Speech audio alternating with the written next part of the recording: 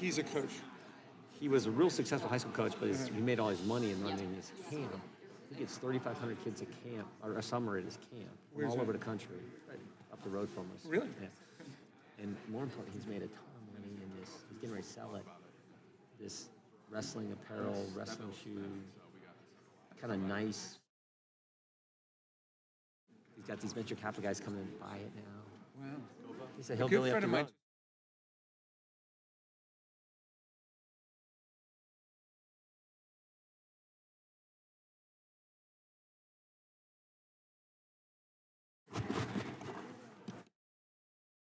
We can get started.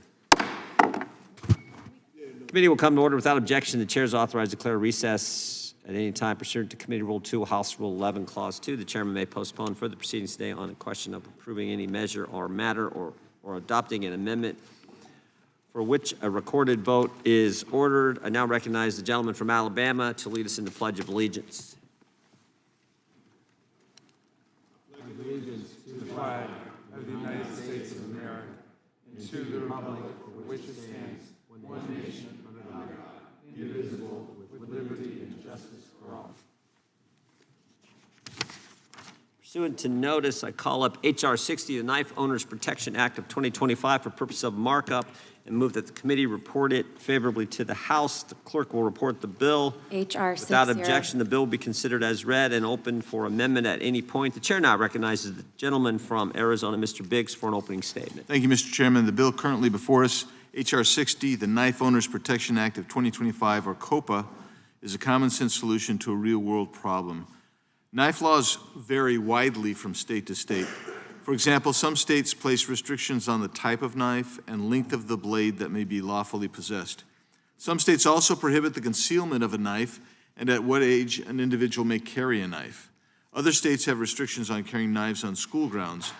24 states do not place any restrictions on the type of knife, its length and opening mechanisms, or whether the knife is evidently visible or hidden. Traveling across state lines with a knife can easily result in serious criminal penalties, as what is legal in one state may be restricted or illegal in a neighboring state. COPA establishes certainty for knife owners by protecting the right of law-abiding citizens to transport knives between states. COPA allows non-prohibited individuals to transport a knife across state lines in a vehicle or airplane if the knife is not accessible to the passenger compartment, or locked in a compartment box. COPA provides exceptions for an emergency knife to be carried interstate without being locked in a compartment box unless an individual is being subjected to security screening through TSA. Under COPA, if possession of a knife is legal in the states where the trip starts and ends, and the knife is secured in accordance with the requirements outlined in the legislation, knife owners would not be subject to a state's criminal penalties while traveling from one state to another. COPA also establishes a strong right of action to allow individuals to seek damages from jurisdictions that violate COPA. I hope we all remember that the Second Amendment guarantees Americans the right to keep and bear arms to protect themselves, their families, their businesses, and Congress must ensure that those rights are protected. The Second Amendment protects an individual's right to not only purchase and possess firearms, but also knives. Like the Firearm Owners Protection Act that became law almost 50 years ago, the Knife Owners Protection Act will ensure that knife owners may travel from one state to another with a knife so long as it is transported in a safe manner and lawful to possess in the original jurisdiction and the jurisdiction that is the terminus, without fear of undue prosecution. I urge my colleagues to support H.R. 60. And Mr. Chairman, thank you, and I yield back. The gentleman yields back. The chair recognizes the ranking member for an opening statement. Mr. Chairman, thank you very much.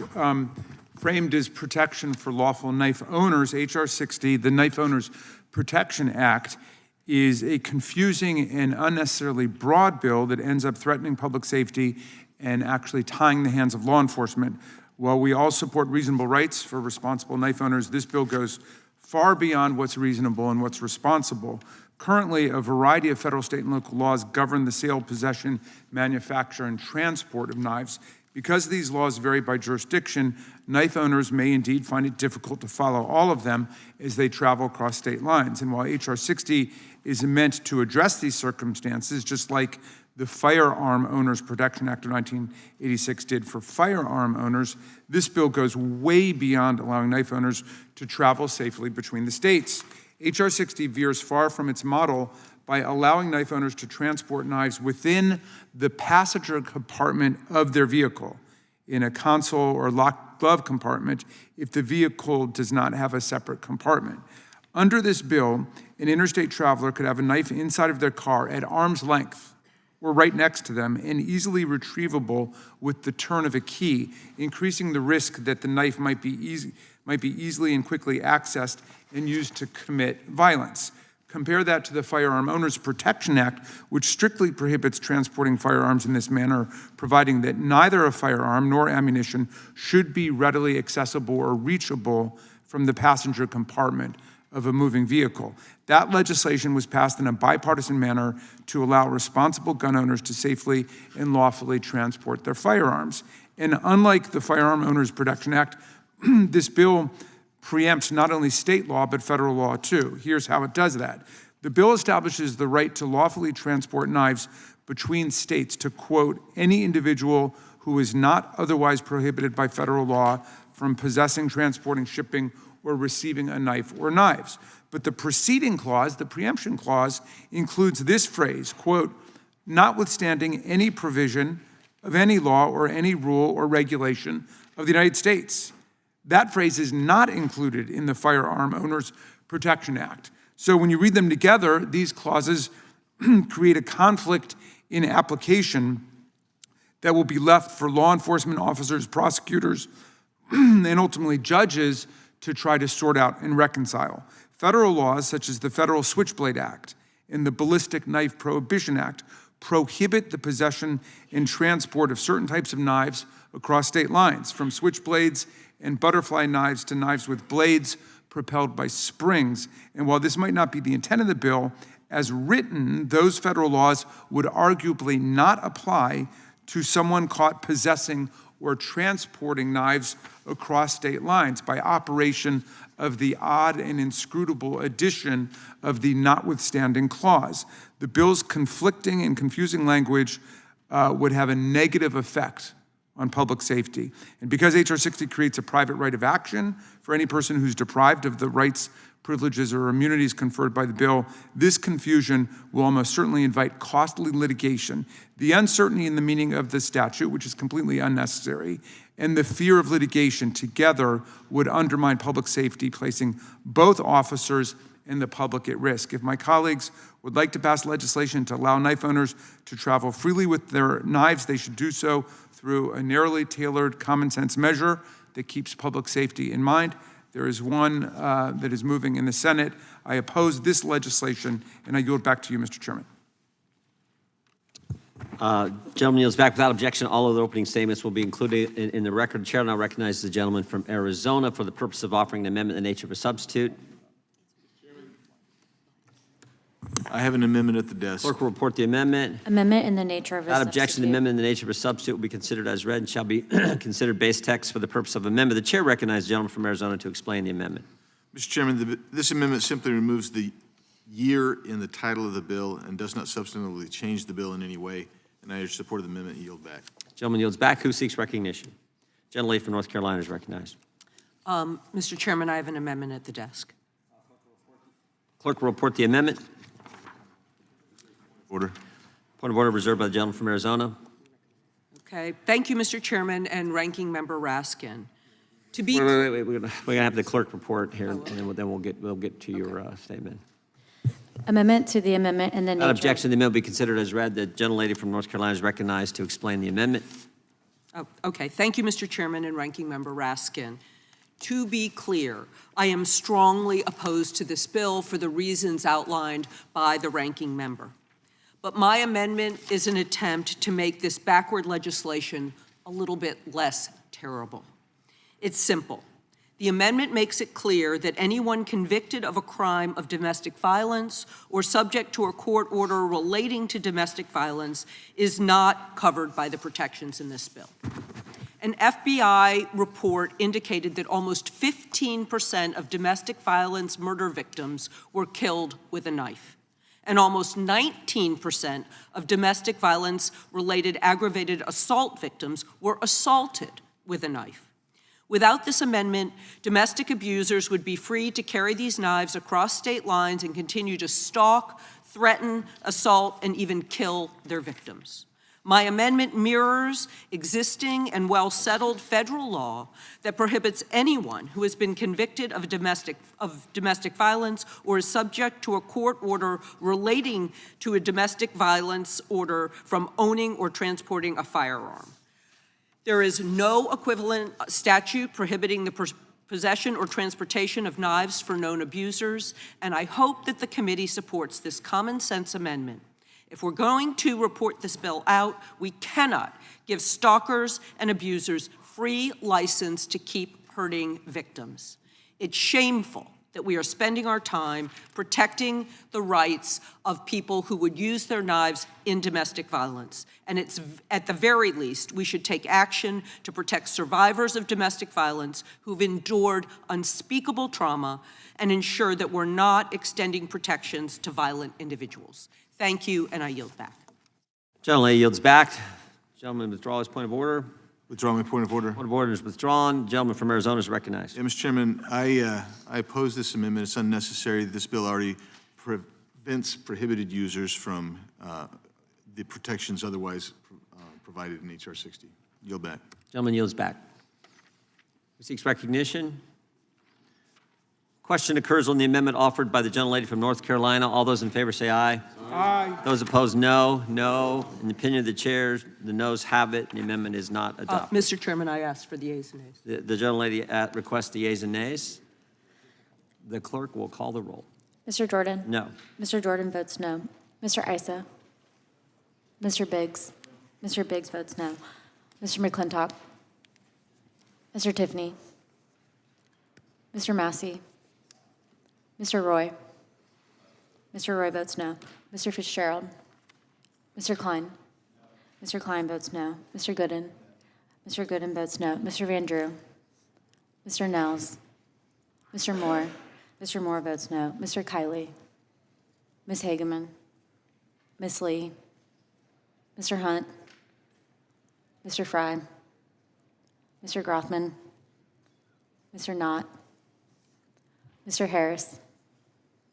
Mr. Onder? Mr. Onder votes no. Mr. Schmidt? Mr. Gill? Mr. Baumgardner? Mr. Raskin? Aye. Mr. Raskin votes aye. Mr. Nadler? Aye. Mr. Nadler votes aye. Ms. Lofgren? Ms. Lofgren votes aye. Mr. Cohen? Mr. Johnson? Mr. Swalwell? Mr. Liu? Ms. Jayapal? Mr. Correa? Ms. Scanlon? Ms. Scanlon votes aye. Mr. Neguse? Ms. McBath? Ms. McBath votes aye. Ms. Ross? Ms. Ross votes aye. Ms. Ballant? Ms. Ballant votes aye. Mr. Garcia? Mr. Garcia votes aye. Ms. Kamlager-Dove? Mr. Moskowitz? Mr. Moskowitz votes aye. Mr. Goldman? Ms. Crockett? Ms. Crockett votes aye.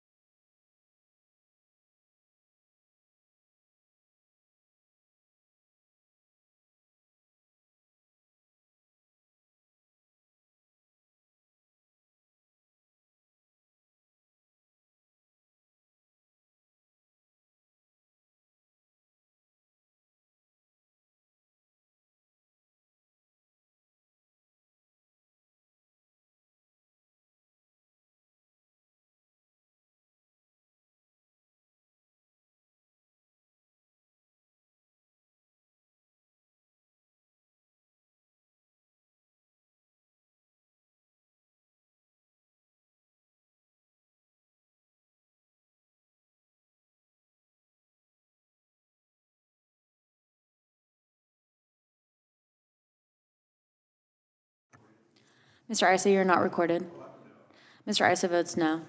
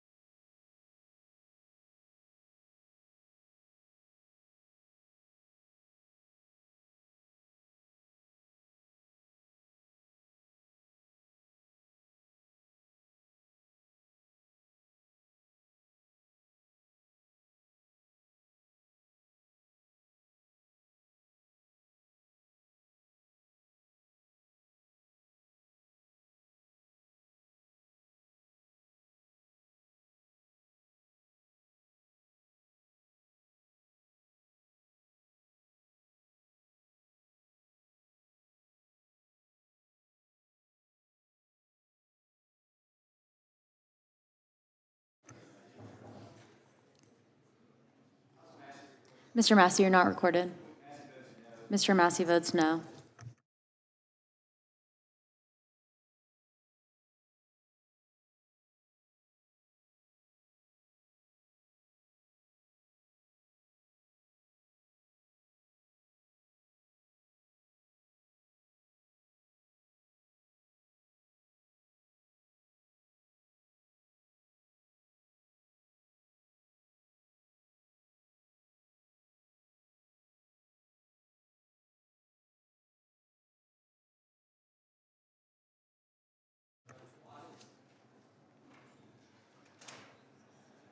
Mr. Baumgartner votes no.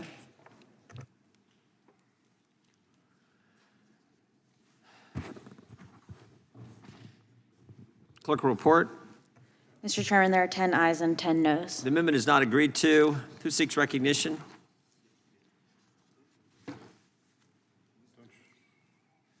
Question occurs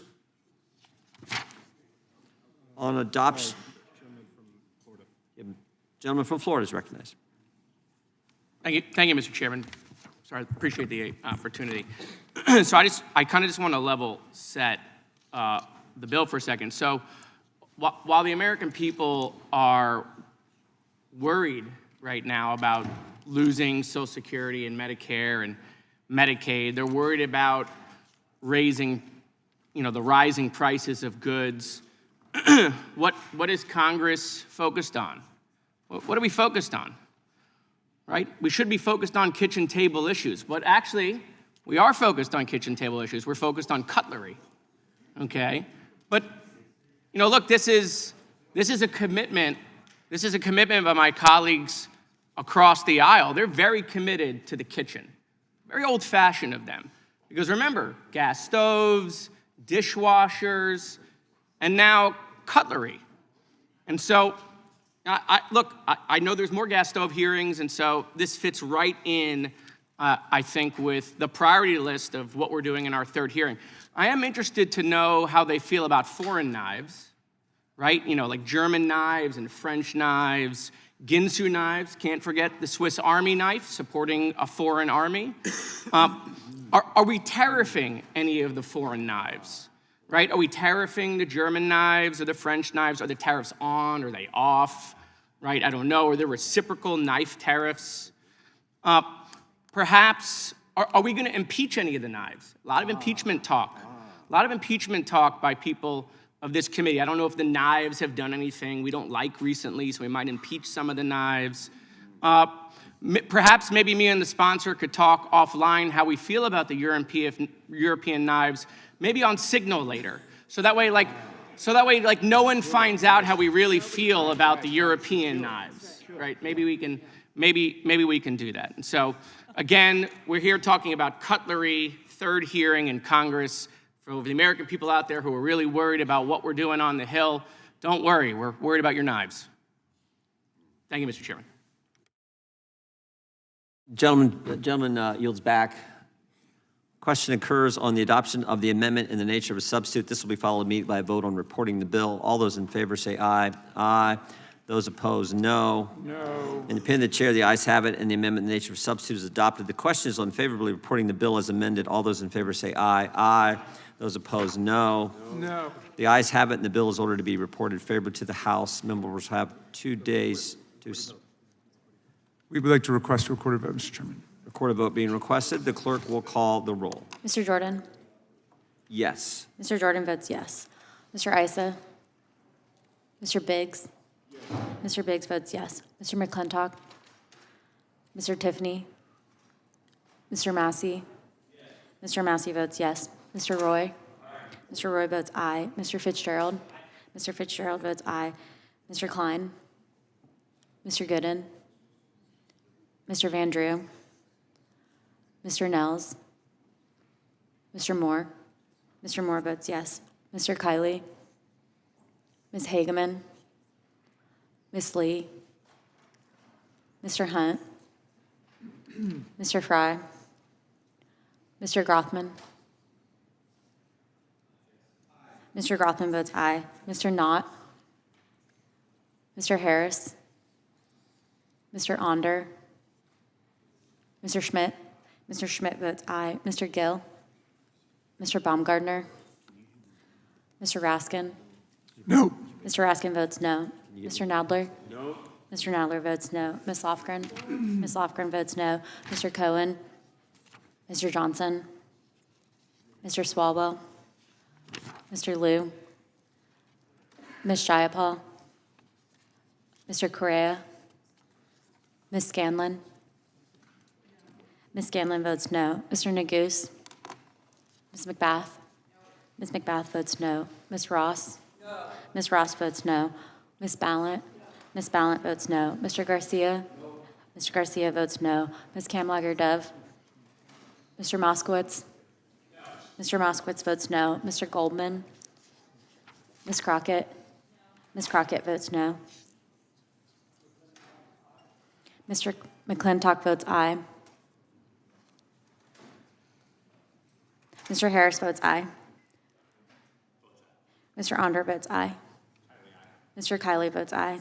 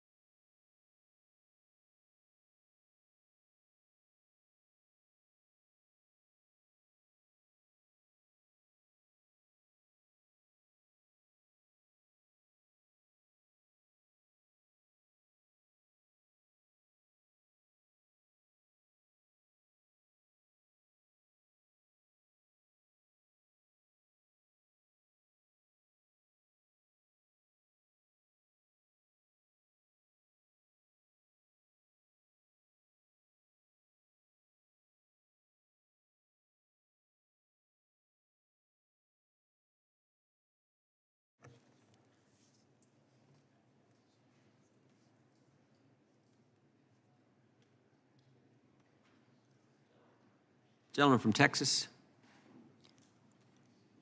Mr. Nels votes yes.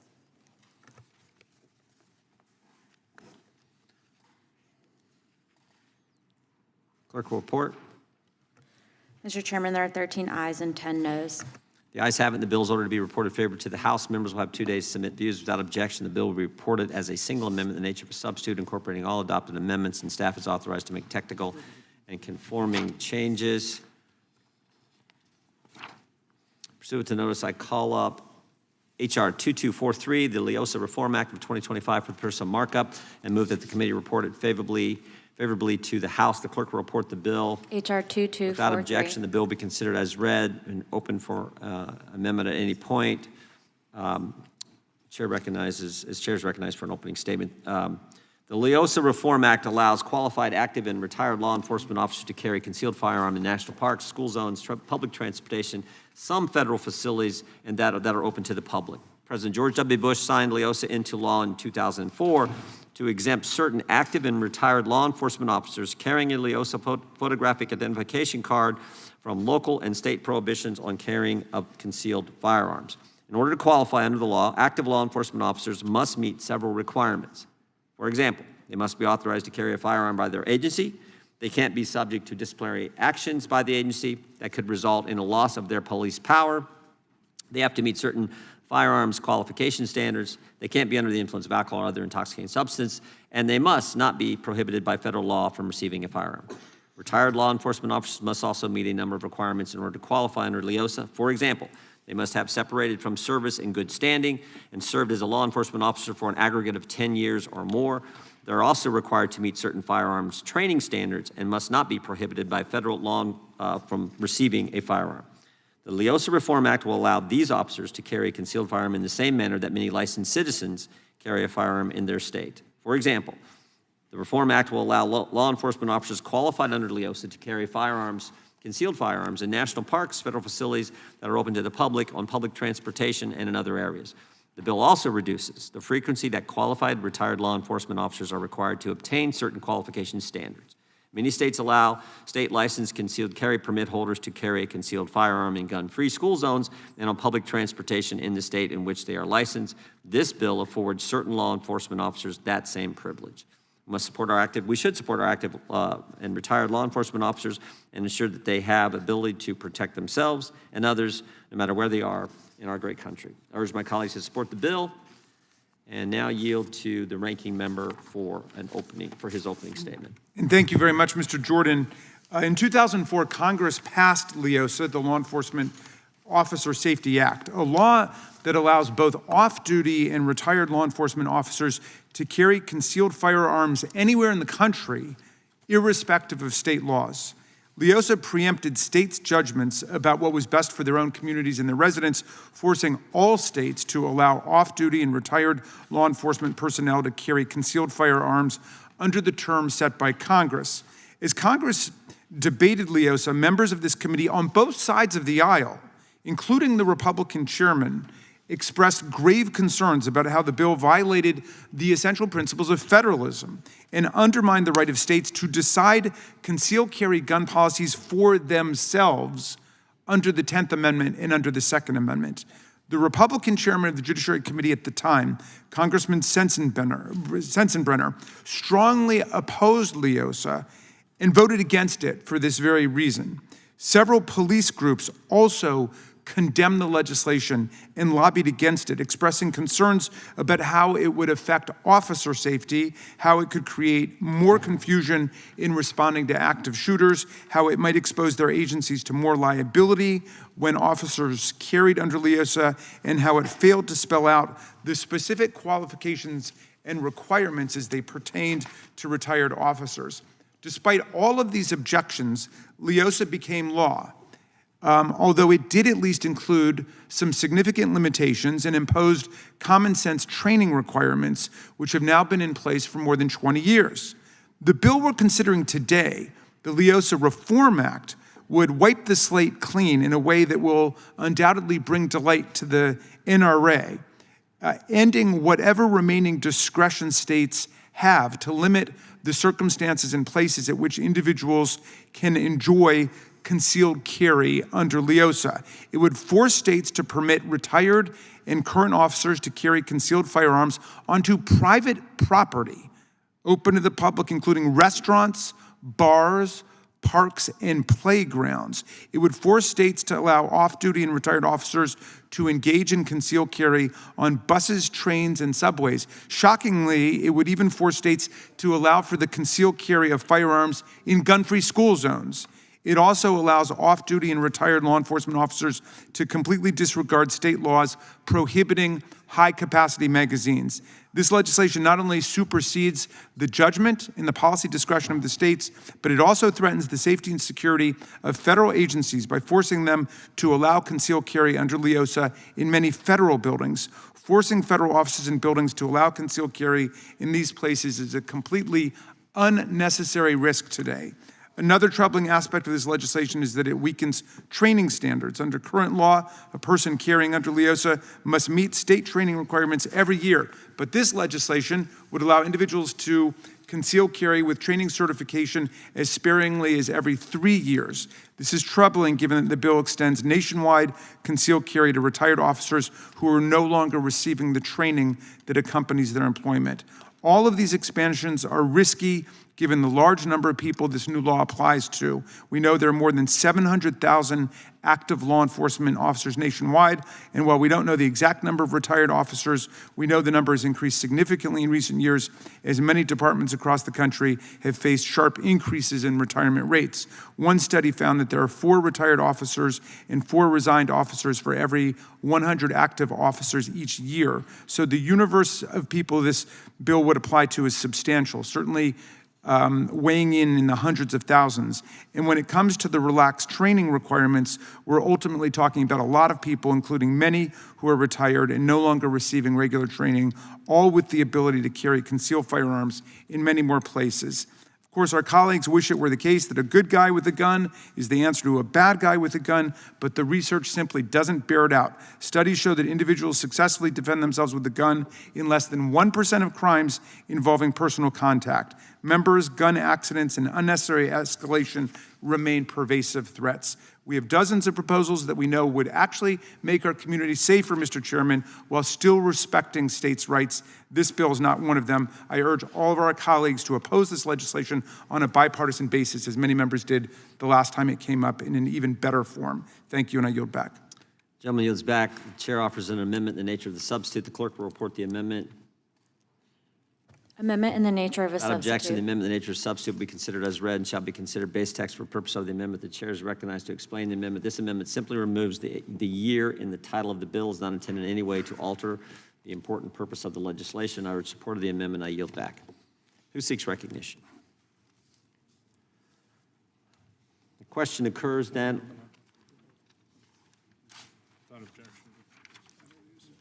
What is? Chair asks unanimous consent to enter into the record the Sergeants Benevolent Association statement of support, the National Fraternal Order of Police statement of support, and a number of other law enforcement agencies who support the legislation. Now the question occurs on passage of the adoption of the amendment in nature of a substitute. This will be followed immediately by a vote on reporting the bill. All those in favor say aye. Aye. Those opposed, no. No. The ayes definitely had it. In the opinion of the chair, the ayes have it, and the amendment in the nature of a substitute is adopted. The question is on favor of reporting the bill as amendment. All those in favor say aye. Those opposed, no. No. I think the ayes had it again, but I think that'll be recorded. Yes, Mr. Chairman. Ranking member It's not that I don't trust your judgment, but I would like a recorded vote on that. So. The clerk will call the roll. Mr. Jordan? Yes. Mr. Jordan votes yes. Mr. Issa? Mr. Biggs? Mr. McClintock? Mr. Tiffany? Mr. Massey? Mr. Roy? Mr. Roy votes aye. Mr. Fitzgerald? Mr. Fitzgerald votes aye. Mr. Klein? Mr. Gooden? Mr. Van Drew? Mr. Nels? Mr. Nels votes yes. Mr. Moore? Mr. Moore votes yes. Mr. Kiley? Ms. Hageman? Ms. Lee? Ms. Lee votes aye. Mr. Hunt? Mr. Fry? Mr. Grothman? Mr. Knott? Mr. Harris? Mr. Harris votes aye. Mr. Onder? Mr. Onder votes aye. Mr. Schmidt? Mr. Schmidt votes aye. Mr. Gill? Mr. Baumgardner? Mr. Raskin? Mr. Raskin votes no. Mr. Nadler? Mr. Nadler votes no. Ms. Lofgren? Ms. Lofgren votes no. Mr. Cohen? Mr. Johnson? Mr. Johnson votes no. Mr. Swalwell? Mr. Liu? Ms. Jayapal? Mr. Correa? Ms. Scanlon? Mr. Neguse? Ms. McBath? Ms. McBath votes no. Ms. Ross? Ms. Ross votes no. Ms. Ballant? Ms. Ballant votes no. Mr. Garcia? Mr. Garcia votes no. Ms. Kamlager-Dove? Ms. Kamlager-Dove votes no. Mr. Moskowitz? Mr. Goldman? Ms. Crockett? No. Ms. Crockett votes no. Mr. Issa, you're not recorded. Mr. Issa votes yes. Mr. Massey, you're not recorded. Mr. Massey votes aye.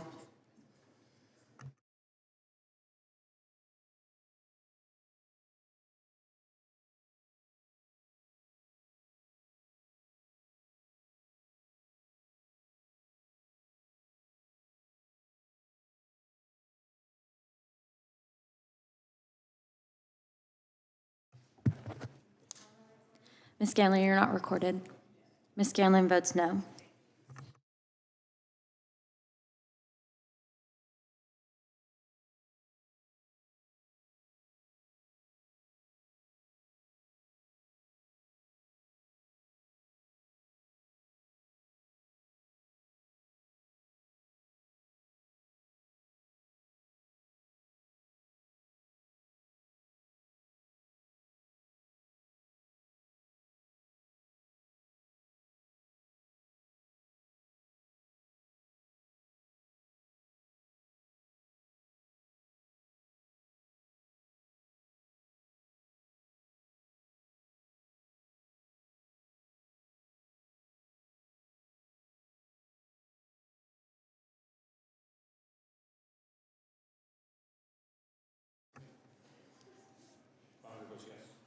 Mr. Baumgartner votes yes. Mr. Grothman votes yes.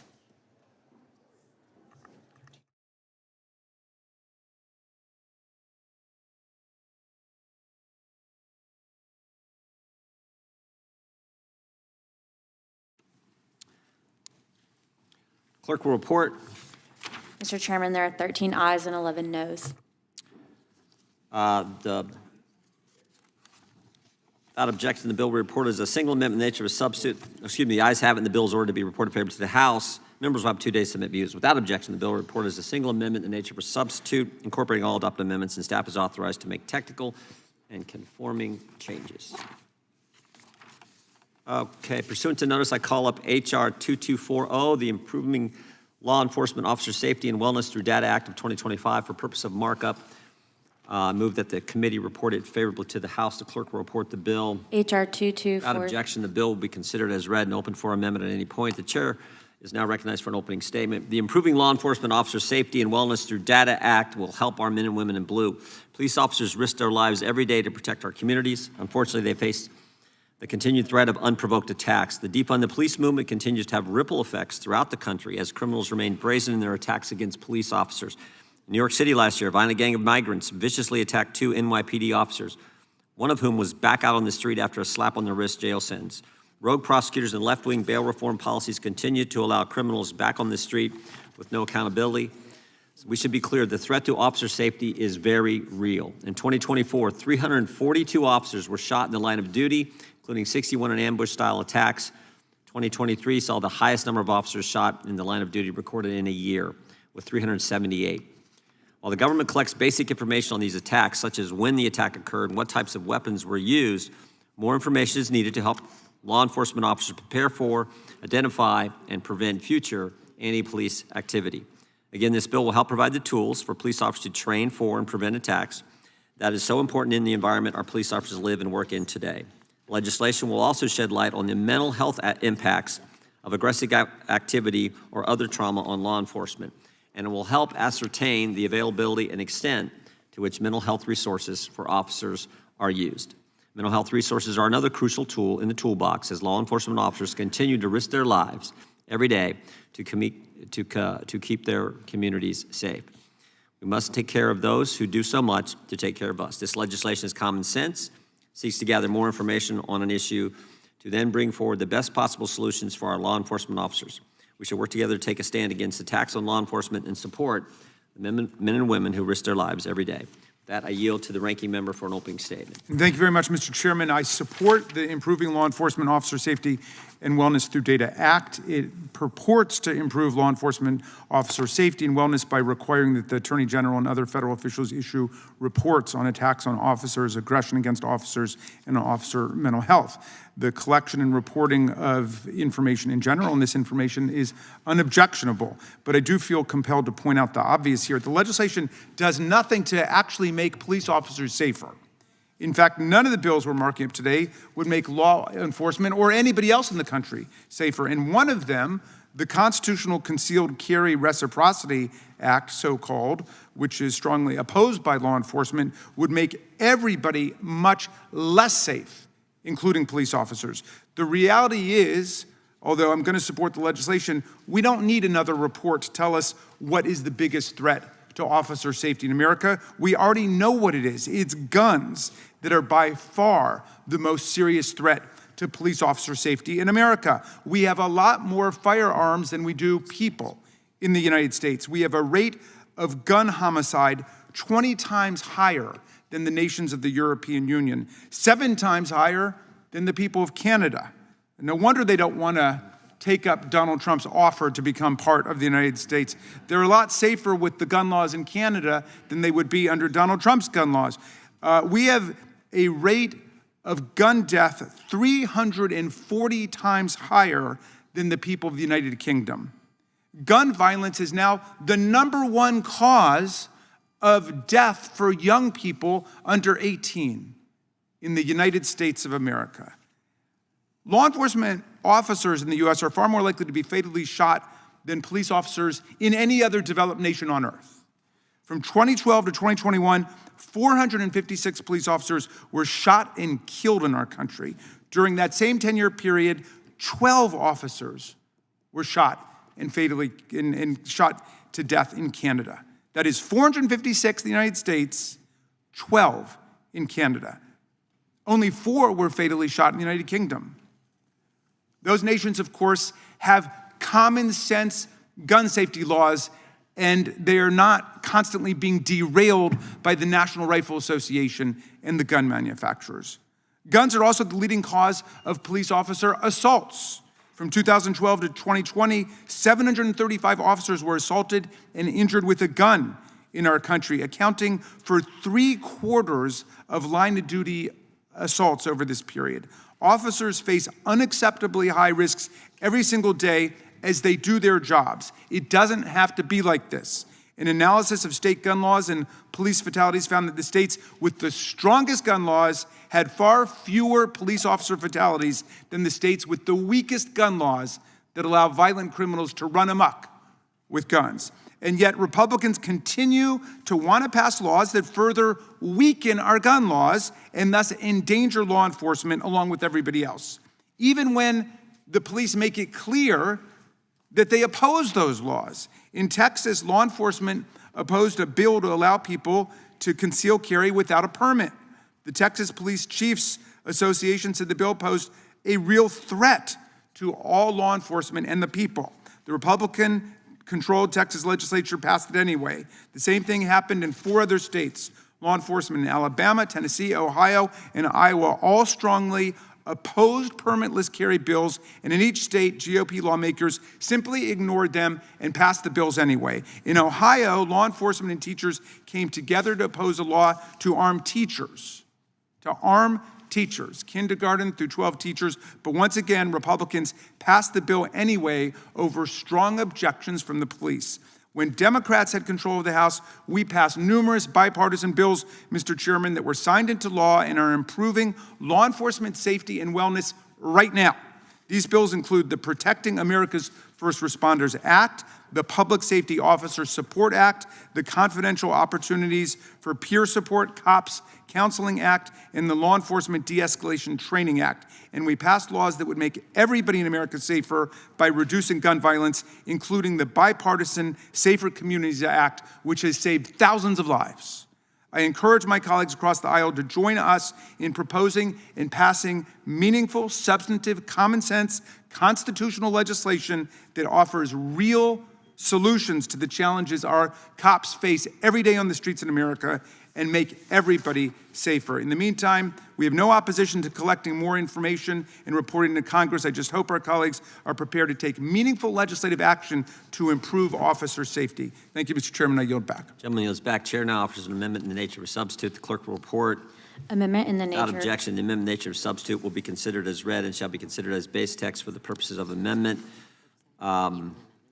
Chair now is recognized to explain the amendment. This amendment simply edits the short title of the bill. There is no substantive change to the bill. I urge support for the amendment and yield back. Who seeks recognition? The gentlelady from Georgia is recognized. Thank you, Mr. Chair. And I would like to say that I do associate myself with all the comments of the ranking member. As we know, he's spoken very candidly the truth of what we all know, and especially myself, having experienced gun violence. I could not be more truthful and honest about what he has just said, but law enforcement officers do serve as our first line of defense against danger. And with this bill, we have an opportunity to equip the Department of Justice and Congress with crucial information to better understand and enhance officer safety. Law enforcement officers deserve to return home safely to their families, knowing their well-being is a priority. Our federal law enforcement officers face long hours, immense pressure, and unpredictable dangers. Over time, this constant strain can take a significant toll on their health and their welfare, in particular their mental health. While the mental health resources currently available are a positive step, there is always more room for improvement. This report will provide invaluable insights into the challenges our officers face and what additional support that they need to remain physically and mentally safe. Federal law enforcement officers dedicate themselves to protecting our nation. and it is our responsibility to ensure they receive the protection and care that they deserve. I support this legislation, even though it's not enough, and I will hope that it provides information that we can use to develop bipartisan proposals that will improve officer safety and wellness, and I yield back. Gentleman yields back. Who seeks recognition? Gentleman from Florida is recognized. Thank you, Mr. Chairman. I think it's always good, like when we have something that's bipartisan, to point it out because it happens so little around here anymore. But rather than giving like a really big, long speech, I feel like I could just use this, and this will tell you that I think it's good, right? So like that's a fist, American flag, fire. So I'll just, from now on, when we do things where like we agree, I'll just hold this up rather than giving like a really big, long speech. So job well done, guys. Would the gentleman yield? Oh, sure, I'll yield. But I'm not sure everybody recognizes the reference there. Would you explain where that comes from? Yeah, so this is how when we're in like a chat with friends, right, where we're like having a casual chat about like where we're dropping missiles. Are you talking about a public chat room? Yeah, but like, and with friends, and we're just like, you know, hamming about who we're gonna bomb and all of that. But we agree, we fist American flag fire. So I'm holding this up. I think we could just keep the committee shorter if like when we agree, we just hold this up. No, I think you're supposed to have the flexed arm instead of the fist. No, it was just, Okay. it was just the fist. What signal chat are you in?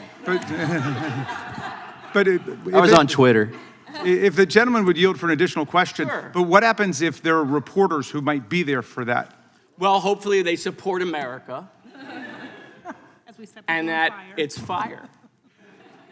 So you're telling me we can't have a bipartisan conversation among members of the committee without a journalist being there? Well, we can, but if you don't add them, if you don't want them to know. And what if they just happen to show up somehow? Well, that's because somebody added them. Thank you. You're welcome. Does the gentleman yield back? I did. The gentlelady from Texas is recognized. It is hard to follow up behind Mr. Moskowitz on any given day.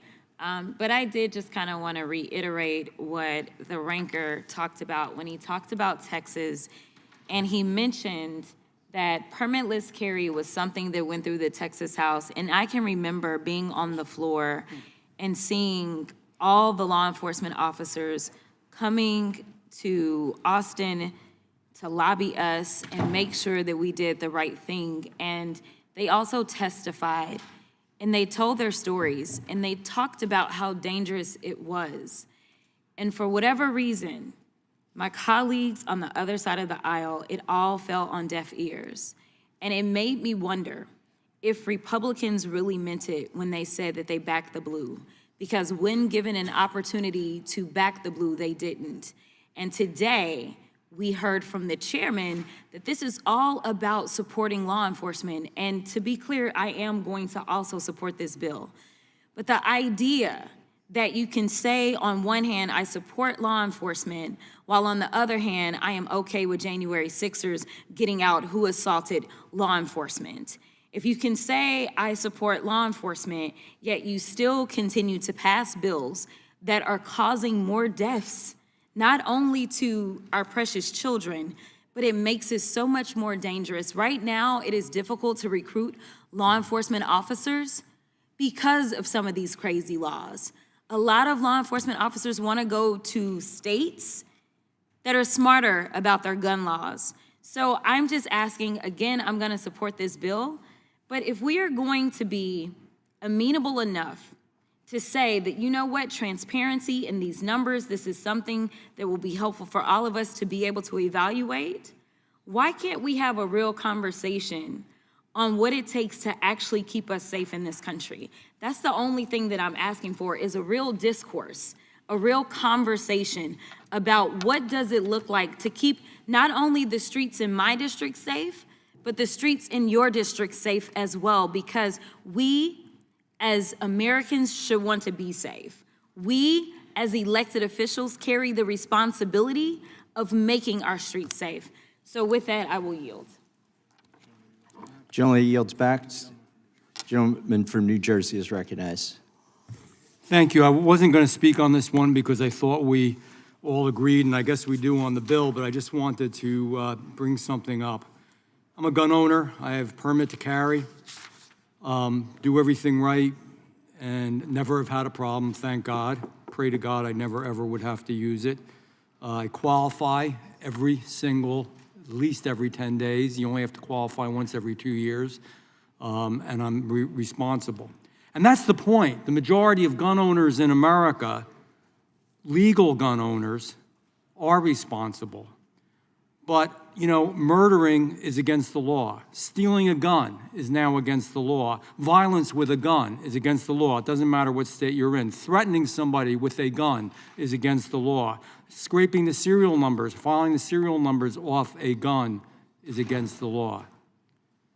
You know, some things that should be against the law, prematurely releasing violent offenders back into the street over and over and over again, not doing anything when people show that they have a horrible history, that they commit crimes, that they've threatened people, they're online, what they look like online, their online character.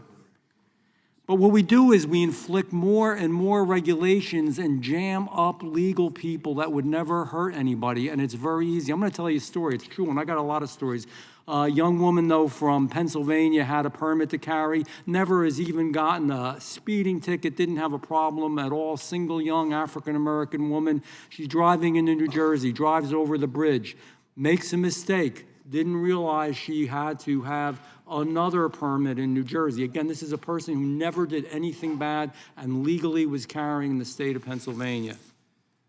So she gets stopped, and she lets the police officer know and says, just so you know, officer, I have a gun. It's in my glove compartment. Wanted you to know that. It wasn't the officer's problem. He was in New Jersey. He had to abide by the law. He had to arrest her. Never had a speeding ticket, this woman, right? Had to arrest her. You know what they did to her? They gave her 3 years in prison. And fortunately, the governor stepped in and got her out. That's what some of these laws we do are not going after the real cause of the problem. There are bad people out there. And you know what? When you pass more and more and more restrictive laws against legal gun owners, good people get in trouble. We should have some laws, I agree, but good people get in trouble. And I'm going to really lay this one on everybody, and this is a big surprise. The bad people, the murderers, those that commit violence with guns, this may sound weird, but they don't care if they got a permit or not. Well, guess what? They steal their guns. They get their guns from illegal sources. They file the serial numbers off their guns. I was in the state Senate in New Jersey. We were doing a bill on guns, and one of the other state senators said to me, you know, why didn't you vote for this thing? And I said, and I gave her the whole speech that I just said now, and she said, yeah, but this was a legal gun. It only had the serial numbers filed off. It was illegal. You can't do that. Rep. Drew, we will already you- have these laws. Enforce the damn laws we have now. Go after the bad people. Go after the people that have severe psychiatric issues. Don't do this to good law-abiding Americans. This is a good bill.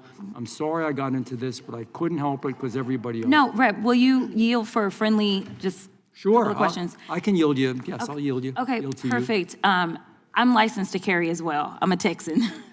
So I'm licensed to carry, own firearms as well. And so I appreciate that. The bill that I was referring to through our state house, the concern for law enforcement was that anyone would be allowed to carry and they would not go through any type of training or anything like that. And would you agree with me? I don't know what licensing you went through specifically. I'm guessing it's New Jersey. I have New Jersey, New York. I've got Washington, D.C., so I've gone through a lot. But I'm sure in your trainings, they talk about how to safely store the firearm.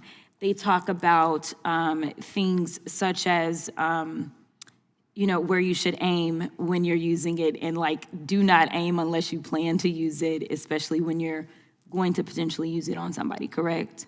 And those are good things. Correct. Reclaiming my time. Go ahead. Yeah, those are good things. I'm not arguing with that. Most everywhere has all that. In effect, I can't speak for every single state in the union. And it's curious, too. Some states, like Vermont, that are generally 10 Democrat, and I'm not giving you a hard time, I promise, But they have very liberal philosophy on this. It's an individual state-by-state thing. But I'll yield back to the chairman. Gentleman yields back. If there's no objection, I'm going to submit for the record a survey conducted by the National Association of Chiefs of Police. 86.4% of the U.S. chiefs of police and sheriffs support nationwide recognition of state-issued concealed weapons permits.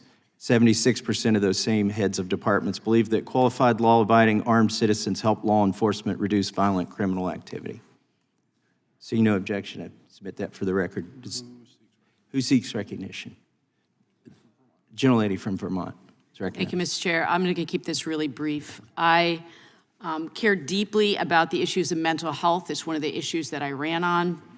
And like my colleagues, I will be supporting this. But there is something that we could do today to help the mental health of our Capitol Police. Today. There is a plaque that is waiting to be hung by the architect of the Capitol that is about the sacrifices and the injuries and the vicious attacks that our Capitol Police endured on January 6th. It is made, it is ready to be hung, and the Speaker of the House will not release it to the architect of the Capitol to be hung. We know where it's supposed to go. Everything is dotted, everything is crossed. Why is it that this very simple gesture that we could make today to thank the Capitol Police for what they've done and to acknowledge the suffering that they've gone through, we can't even get that hung up? So I will support this, but we actually could be putting pressure on some folks in our own chamber to acknowledge what has happened to these officers who protect us every day. And I just find it disgusting that we can't get this plaque hung up to acknowledge what they've been through. And I see the ranking member would like some time, and I yield to the ranking member. Thank you for yielding, Ms. Ballin, and thank you for that very important intervention in this discussion. I wish that, I wish our colleagues would talk to the House leadership about doing this. I heard from Gladys Sicknick, Mrs. Sicknick, who's the mother of the late Capitol officer Brian Sicknick, who died on January 7th, 2021, after severe violent attacks he suffered on January 6th. He had multiple strokes, and he died the very next day. But I hear from Capitol officers all the time asking the question, when will the plaque go up? It's not that big a deal, really, and given the extraordinary sacrifice which members on both sides of the aisle have recognized verbally, you think it would be the least that we could do to post this plaque in honor of the officers who fought for us on January 6th. And we saw members fleeing that day.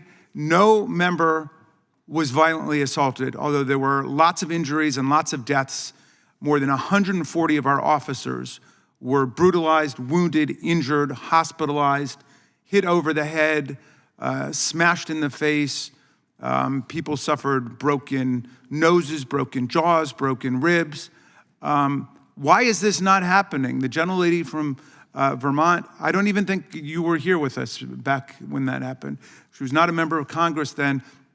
But I thank you for listening to the officers about this, because it's a rather shocking situation that people will come and mouth pieties about backing the blue, but when it comes right down to it, they're backing the coup instead, in the way it's been retroactively rehabilitated and turned into Mardi Gras, as I think the new U.S. Attorney for the District of Columbia describes it. It was Mardi Gras, he said. And the president has said that his followers actually greeted our cops with hugs and kisses. He said it was a day of beauty, it was a day of love. He makes it sound like it was Woodstock. Woodstock for the Proud Boys and the Oath Keepers. So come on, let's get serious.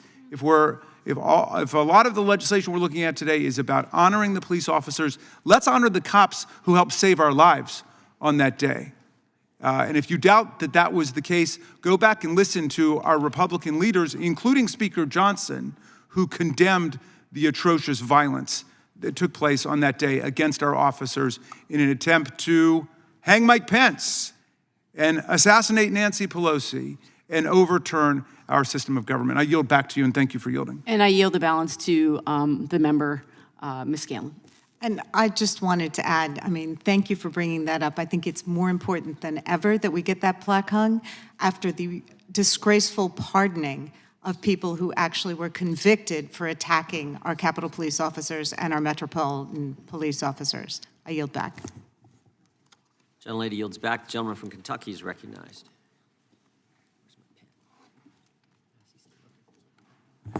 Well, it seems like the Democrats have jumped the gun, so to speak, on the gun control bills or gun rights bills. That's not the debate that we're having right here, but I find it necessary to insert some facts into this dialogue because they have jumped the gun. And I would point out that Ashley Babbitt was the only person killed with a gun on January 6th. That was by a police officer. Now, a recent study of Ohio's constitutional carry law conducted by the Center for Justice Research shows that after constitutional carry was enacted in Ohio, the rates of crime involving a firearm decreased in 6 of Ohio's 8 largest cities. So this is, I think Paul Harvey would say we need to deliver the rest of the story. There may have been opposition to these bills when they passed in the state legislatures, but there's no proof that they had a negative effect, and there's a proof that people are safer after this has happened. And then if we get to the effects on law enforcement, results of that same study in Ohio show that constitutional carry did not appear to have any appreciable effort on law enforcement injuries or deaths by firearms in Ohio's cities of interest. And then finally, somebody earlier referenced that Ohio had a debate and ultimately allowed some school districts to carry, for people to carry in the schools of some of those districts. And this is the case nationwide. Again, for the rest of the story, people need to know who are watching this, there's never been a shooting, a mass school shooting in a school that allows people to carry in that school. And so with that, that's the rest of the story, and I'm going to yield back. Gentleman yields back. Who seeks recognition? Question is on the adoption of the amendment in nature of a substitute. This will be followed immediately by a vote on reporting the bill. All those in favor say aye. Aye. Those opposed, no. No. In the opinion of the chair, the ayes have it, and the amendment in the nature of a substitute is adopted. The question is on favor of reporting the bill as amended. All those in favor say aye. Aye. Those opposed, no. No. The ayes have it, and the bill is ordered to be reported favorably to the House. Members will have 2 days to submit views. Without objection, the bill will be reported as a single amendment in the nature of a substitute incorporating all adopted amendments, and staff is authorized to make technical and conforming changes. Pursuant to notice, I call up H.R. 2255, the Federal Law Enforcement Officer Service Weapon Purchase Act for purposes of markup, and move that the committee reported favorably to the House. The clerk will report the bill. H.R. 2255. Without objection, the bill will be considered as read and open for amendment at any point. The chair now recognizes the gentleman from South Carolina, Mr. Fry, for an opening statement. Thank you, Mr. Chairman. H.R. 2255, the Federal Law Enforcement Officer Service Weapon Purchase Act of 2025, allows current and retired federal law enforcement officers to purchase retired service weapons issued by a federal agency to the officer at salvage value. Under this bill, the administrator of the GSA would be required to establish a program to allow current and retired law enforcement officers to purchase a retired firearm from the agency that issued that firearm to that officer. In order to be eligible to participate in the program, the officer must be in good standing with the agency they currently or formerly served. Any firearm sold through the program must be sold within 6 months of the date when the firearm was retired. Machine guns are excluded from the list of eligible firearms. Furthermore, the firearm must be sold at salvage value. Under current policy, federal agencies are required to destroy retired firearms by crushing, cutting, breaking, deforming each firearm to ensure that they are rendered completely inoperable and incapable of being used, except for the recovery of basic material. Additionally, destruction, quote, destruction of firearms must be performed by an entity authorized, end quote, by the head of the agency, and the destruction, quote, must be witnessed by 2 additional agency employees authorized by the agency head or designee. These actions all come at a cost to the American taxpayer. Taxpayers should not be forced to pay for the same firearm twice, first when it is originally purchased, and second, when it is needlessly destroyed. Not only would this legislation eliminate those unnecessary costs, but it would also recoup some taxpayer dollars from the initial purchase of that firearm. In 2022, the Fraternal Order of Police notified Congress that multiple federal law enforcement agencies were in the process of replacing their service weapons. These transitions accounted for the destruction of approximately 20,000 firearms, costing the taxpayer roughly $8 million, allowing current and retired federal law enforcement officers to purchase such firearms would save millions of dollars to the American taxpayer. Last Congress, this legislation passed the House of Representatives with 232 votes, a bipartisan win. 13 Democrats voted in favor of this bill, including some that serve on this committee. This bill was never taken up by the Majority Leader Chuck Schumer for reasons that I do not know. But I want to remind my colleagues across the aisle that the last Congress, this bill was supported by leading law enforcement groups, including the National Fraternal Order of Police, the Federal Law Enforcement Officers Association, the National Association of Police Organizations, and the Federal Bureau of Investigation Agents Association, and Women in Law Enforcement. This bill is a priority for law enforcement, and Congress must do its part in supporting those who risk their lives for the safety of our citizens. This legislation not only saves American taxpayers millions of dollars every year, but also creates a system in which law enforcement officers in good standing can exercise their Second Amendment rights. I'm confident that more of my colleagues across the aisle will recognize this bill not as a partisan measure, but as a common sense, cost-saving initiative that supports law enforcement and the American taxpayers. Once this bill passes the House, I urge my Senate colleagues to put aside politics and send this bill to President Trump's desk and do what's right to ensure that it passes in both chambers. I urge support, and I yield back. Gentleman yields back. The chair will now recognize the ranking member for an opening statement. Thank you very much, Mr. Chairman. Federal agencies are currently prohibited from selling functional or reparable firearms that are no longer needed. Under this regulation, when an agency no longer has a need for a firearm, it can either transfer it to another law enforcement entity or it can destroy it. This regulation helps ensure that federally owned firearms do not fall into the wrong hands, but it does miss an opportunity to save money by selling surplus firearms to the responsible law enforcement officers who use them. So in the 117th Congress, our former colleague, Congresswoman Val Demings from Orlando, who had been chief law enforcement officer there, introduced bipartisan legislation to allow a federal agency to sell at fair market value a surplus handgun to the officer who'd been using it on duty. Under the Demings bill, these sales would have required a background check, and it would have required that the proceeds from the sales would have been used for gun violence prevention and for gun safety training. Last Congress, Congressman Fry introduced a bill similar to the Demings proposal, but it wasn't bipartisan, it did not require a background check, and it did not provide any direction about what the funds resulting from the sales should actually be used for.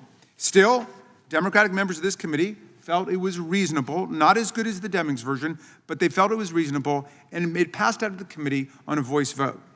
If our colleagues had simply stuck with that version, I suspect it would be receiving broad support on the floor and might very well have been signed into law by now. But they instead chose to substantially dilute and change the bill again by adopting new amendments when it was brought to the floor. One amendment changed the sale price from fair market value to salvage value, effectively setting up the federal government and the citizens to subsidize private gun sales.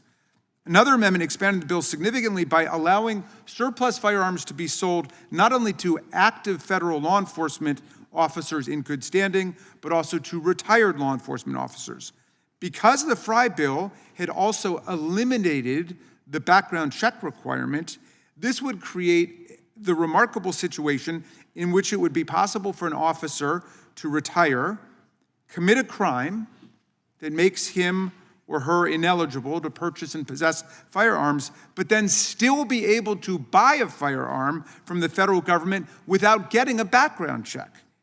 Agencies have no reason to track the behavior of their former law enforcement officers and are under no legal duty to do so, so they could unwittingly sell a surplus firearm to someone who cannot lawfully buy a gun. And all of this would occur without a background check that might otherwise prevent an illegal sale from happening. Another amendment expanded the types of guns that agencies could sell. Originally, the bill just applied to surplus handguns that the officers used, but it was amended to apply to any surplus firearm other than machine guns, including assault weapons, destructive devices like grenades, and even firearms that are subject to heightened restrictions under the National Firearms Act. Given that the bill had already removed the background check provision, these amendments would make it so that current and retired law enforcement officers would be able to buy an assault weapon, a grenade, or a National Firearms Act weapon from the government at a discount and without a background check, opening up a significant loophole suddenly in the background check system. We've come a long way from the original idea by Congresswoman Chief Demings. This led many Democrats to oppose the bill on final passage when it came up for a floor vote last Congress. All of these flawed amendments appear today in the version of the Fry bill that has now been recombined and all packed together. So in place of a reasonable bipartisan bill, Republicans are digging in on a proposal that opens up significant loopholes in our gun laws, turning it into Swiss cheese. It's disappointing that Republicans could not resist politicizing this traditionally bipartisan proposal that came originally from a Democrat. Because this bill creates unacceptable risks of a dangerous weapon being sold to a person who may not legally have one, I must oppose this legislation in its current form, and I urge all of our colleagues to read it carefully and to do the same. I yield back to you, Mr. Chairman. Gentleman yields back. Without objection, all other opening statements will be included in the record. The chair now recognizes the gentleman from South Carolina to offer an amendment in the nature of a substitute. Thank you, Mr. Chairman. I have an amendment at the desk. Clerk will report. Amendment in the nature of a Without substitute. objection, the amendment in the nature of a substitute will be considered as read and shall be considered as base text for the purposes of amendment. The chair now recognizes the gentleman from South Carolina to explain the amendment. Thank you, Mr. Chairman. This amendment just adds the year of the title of the bill. This amendment is not intended in any way to alter the substance or important purpose of this bill. And I yield back. Prior to doing that, though, I do seek unanimous consent to submit a letter to the record in support of the legislation, H.R. 2255, signed by the Association of State Criminal Investigative Agencies, the Federal Law Enforcement Officers Association, Major City Chiefs Association, Major County Sheriffs of America, the National Association of Police Organizations, the National Narcotics Officers Association Coalition, and the Sergeants Benevolent Association, NYPD. Without objection, they'll be included in the record. Who seeks recognition? Gentlelady from Georgia is recognized. Thank you, Mr. Chair. And once again, I associate myself with the comments of the ranking member. But Mr. Chairman, H.R. 2255, the Law Enforcement Service Weapon Purchase Act, misses an opportunity for a bipartisan bill and creates unacceptable loopholes in our gun laws. This bill would allow firearm sales to retired federal officers without a background check. One might think that those who have retired from federal law enforcement would be responsible individuals who can pass a background check, and undoubtedly, many of them are. But the bill creates an opportunity for someone to be employed as a federal law enforcement officer, retire, and then, perhaps years later, buy a gun from the federal government without a background check. The agency simply has no way to know what the person might have done in those intervening years. They could have become subject to a restraining order or addicted to illegal drugs, actions that would make it illegal for them to buy a gun, and it would make it so that they would fail a background check. But their former employing agency would have no way to know that. Our colleagues might point out that the bill does require that a retired officer be in good standing in order to buy a gun under this bill. But that requirement is not defined. And that might be because this requirement simply doesn't make sense. Law enforcement agencies don't continue to track the lives of their employees after they retire. They do sometimes declare that law enforcement officers retired in good standing, but that's a determination made at the time that they're actually retiring. It gets us right back to the same issue. What happens after they retire? Background checks are the gold standard for ensuring someone is allowed to lawfully purchase a firearm. This issue could easily be solved by adding the background check provision back into this bill. And a background check would not be burdensome to officers and retired officers, since the vast majority of background checks are completed within minutes. Our colleagues have continued to dig in their heels on a bill that creates an unacceptable loophole in the background check system, a loophole that could put a gun in the hands of a person who is not legally allowed to have one. And even one instance of this could have deadly consequences. This bill could be bipartisan, as it was in the 117th Congress when it was led by my friend, my former colleague, and former Orlando Police Chief Val Demings. Former Congresswoman Demings frequently reached across the aisle. Over 40% of her bills had bipartisan co-sponsorship in her last term in office. We should be following her example to lead with bipartisanship when possible and strive to work together to help improve our communities. This bill is being marked up in advance of Police Week, a time when we used to be able to work together to pass bills with broad bipartisan support. We should be looking for ways to help law enforcement make our communities safer in places that they live, and ways to help law enforcement stay safe as they do their work. We should be investing in tools to help them be effective and directing resources towards solving violent crime. As ranking member of the Subcommittee on Crime, I hope we can still find a better way to do this. My door is always open to my colleagues on the other side, always open to those who want to work together in good faith. I must oppose this legislation for creating needless risks that could have deadly consequences. I call on my Republican colleagues, and I really mean this. I call on you to work with us on bipartisan bills that would give law enforcement the tools that they need instead of opening up loopholes in our background check system, and I yield back. Gentlelady yields back. Who seeks recognition? The gentleman from New York, and then we'll come to. I have an amendment at the desk. Clerk will report.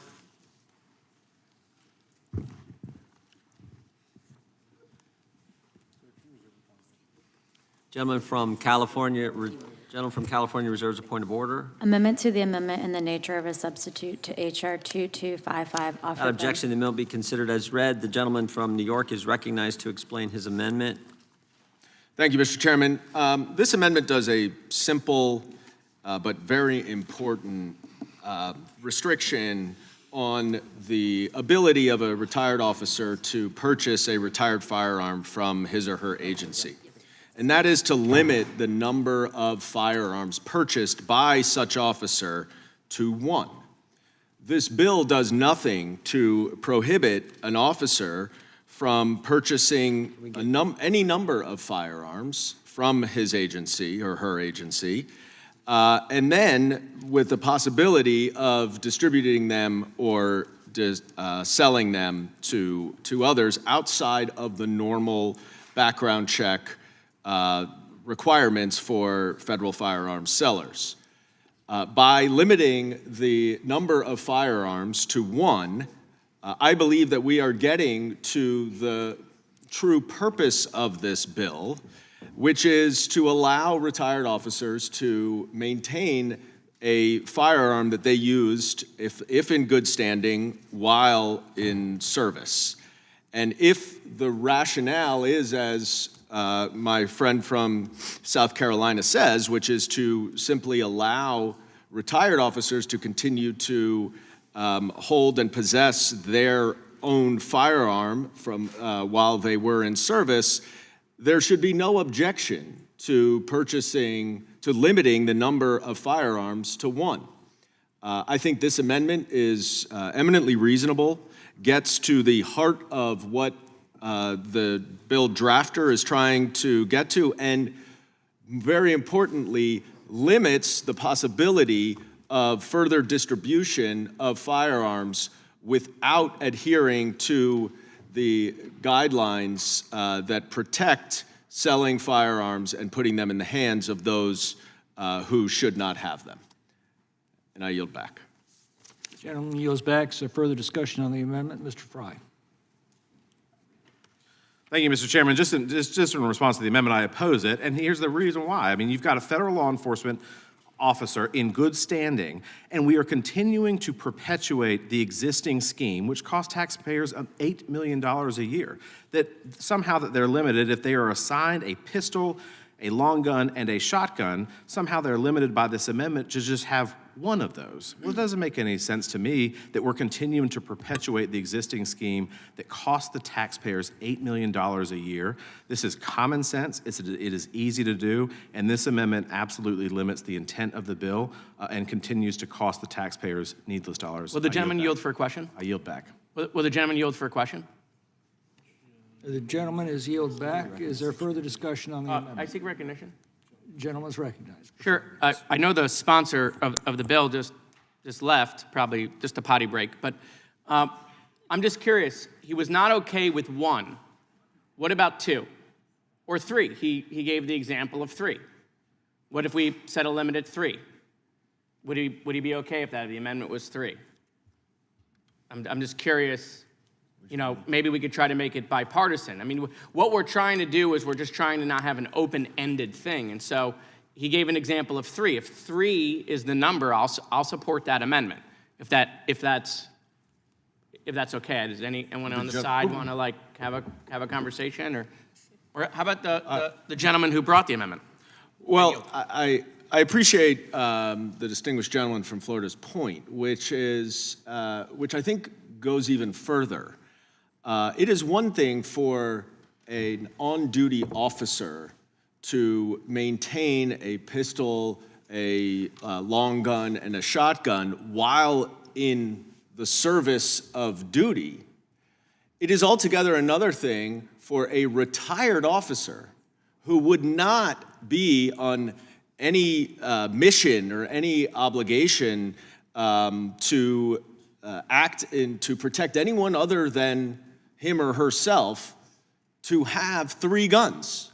What is the point? If this is just so that a retired officer can defend him or herself with the gun, a gun that he or she used while in service, why on earth would that officer need more than 1 gun? Would the gentleman yield for a question? Yes, of course. Is there anything in their legislation that would prevent a retired officer from reselling a gun or guns that they are able to purchase at the new salvage value? There is nothing in this bill that prohibits the distribution or selling of a firearm obtained by a retired officer from the agency where he or she served. So you're telling me that a retired officer, if we don't accept your amendment, could purchase 5 guns or 10 guns or 20 guns at the new government discounted price and then resell them at a fair market value price? In other words,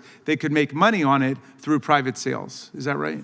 Absolutely, and even worse, it wouldn't be detected. It wouldn't go through, it wouldn't be required to go through the normal background check procedures, the tracing through the ATF to ensure that that sold gun does not fall into hands of someone who would otherwise be prohibited from owning a gun. If I could ask one other question of the distinguished gentleman from New York, it seems to me that we either have to adopt your amendment, and this is certainly consistent with the way that Ms. Demings first brought this up, that it was the idea that the officer would be able to purchase their gun when they leave the service, and that was clearly her intent. Either we've got to adopt that, or if it's going to be unlimited, that they can purchase at salvage value whatever guns from the police force arsenal are being retired, then we've got to say that these guns cannot be resold on the private market, because otherwise we're opening up a gaping new loophole in terms of guns entering into the market. And of course, it's that kind of permissiveness and laxness that has given America a rate of homicide, violence, and death that is just unknown in the rest of the advanced countries of the world. Will the gentleman yield? I will yield in 1 second. I just want to respond. I actually considered an amendment to that effect as well. The problem, of course, is it is very hard to enforce, and it would certainly cost more than $8 million to do so. I'm kind of surprised that a justification for this bill is that we spend $8 million, not billion, not trillion, but $8 million, which is pennies compared to our budget, that is some sort of motivation for why we should allow the sale of these firearms to the officers. And again, there's no good rationale why it should be more than one. I yield to the chairman. I just wanted to point out that bill is self-limiting. It's limited to firearms that have been issued to the law enforcement officer. It's not open-ended. So just reclaiming my time, which kind of went around. So what you're proffering is that there is a limitation in the bill, that there is a limitation on how many weapons. The bill only applies to firearms issued to the law enforcement officer. That could be any number. Gentleman's time has expired. Further discussion, Mr. Massey. You know, on the other side of the aisle, there's an assertion or an assumption that's completely wrong about this bill that I heard expressed. They said this is so that police officers can protect themselves after they retire. No, they have decades of learning, of discernment, of training, of experience. And the incentive here is if you let them have their firearm, that they will continue to do that for the public on their own dime. They'll carry these firearms. They've been trained to recognize situations. And it's a way to get a safer environment for the public, and all you're doing is making it easier for the law enforcement officer to carry their firearm into retirement. So I reject the assertion that we're just doing this so that they can be safer themselves. Will the gentleman yield? Sure. So in the language, and we're trying to actually work this out. It doesn't say their firearm or the firearms issued to them. It says a firearm. And so that's where the discussion is going. If the intent of the language is that they can only purchase the firearms issued to them, then I think some of the concern that we have would go away. So if we just seeking that clarification. Will the gentleman yield? Yes, I'll yield. I mean, the language is quite clear, that the Administrator General Services shall establish a program under which a federal law enforcement officer may purchase a retired firearm from the federal agency that issued the firearm to such officer. Wait, would the gentleman yield? Well, Mr. Massey's time, yield back. Mr. Massey. Yeah, I think it's pretty clear here in the legislation. It says, may purchase a retired firearm from the federal agency that issued the firearm to such officer. Will the gentleman yield just for a question? In just a second, but will you admit that what was just said is wrong, that it doesn't say anywhere in the language that it's one that was issued to this officer? Yes, I will. I would like to correct that. All that does is it clarifies and specifies which agency the officer may purchase a retired firearm from. It does not say that it must be a retired firearm belonging to such officer. So maybe reclaiming my time, I want to point out here, and I appreciate you clarifying what you said before. A retired firearm from the federal agency that issued the firearm to such officer. So the firearm is referring to the one that the officer was issued. It's modifying the federal agency. It's not modifying the gun. The gun is a retired firearm, and then it's specifying that the retired firearm is from the federal agency that issued the firearm to such officer. So the firearm, I think, is clear here, but would the gentleman vote for this bill if we change A to the in the first instance of retired firearm? Well, if it, I mean, I would certainly be inclined to vote for this bill if it were to specify that a retired officer may purchase a firearm that had been distributed or had been issued to that officer.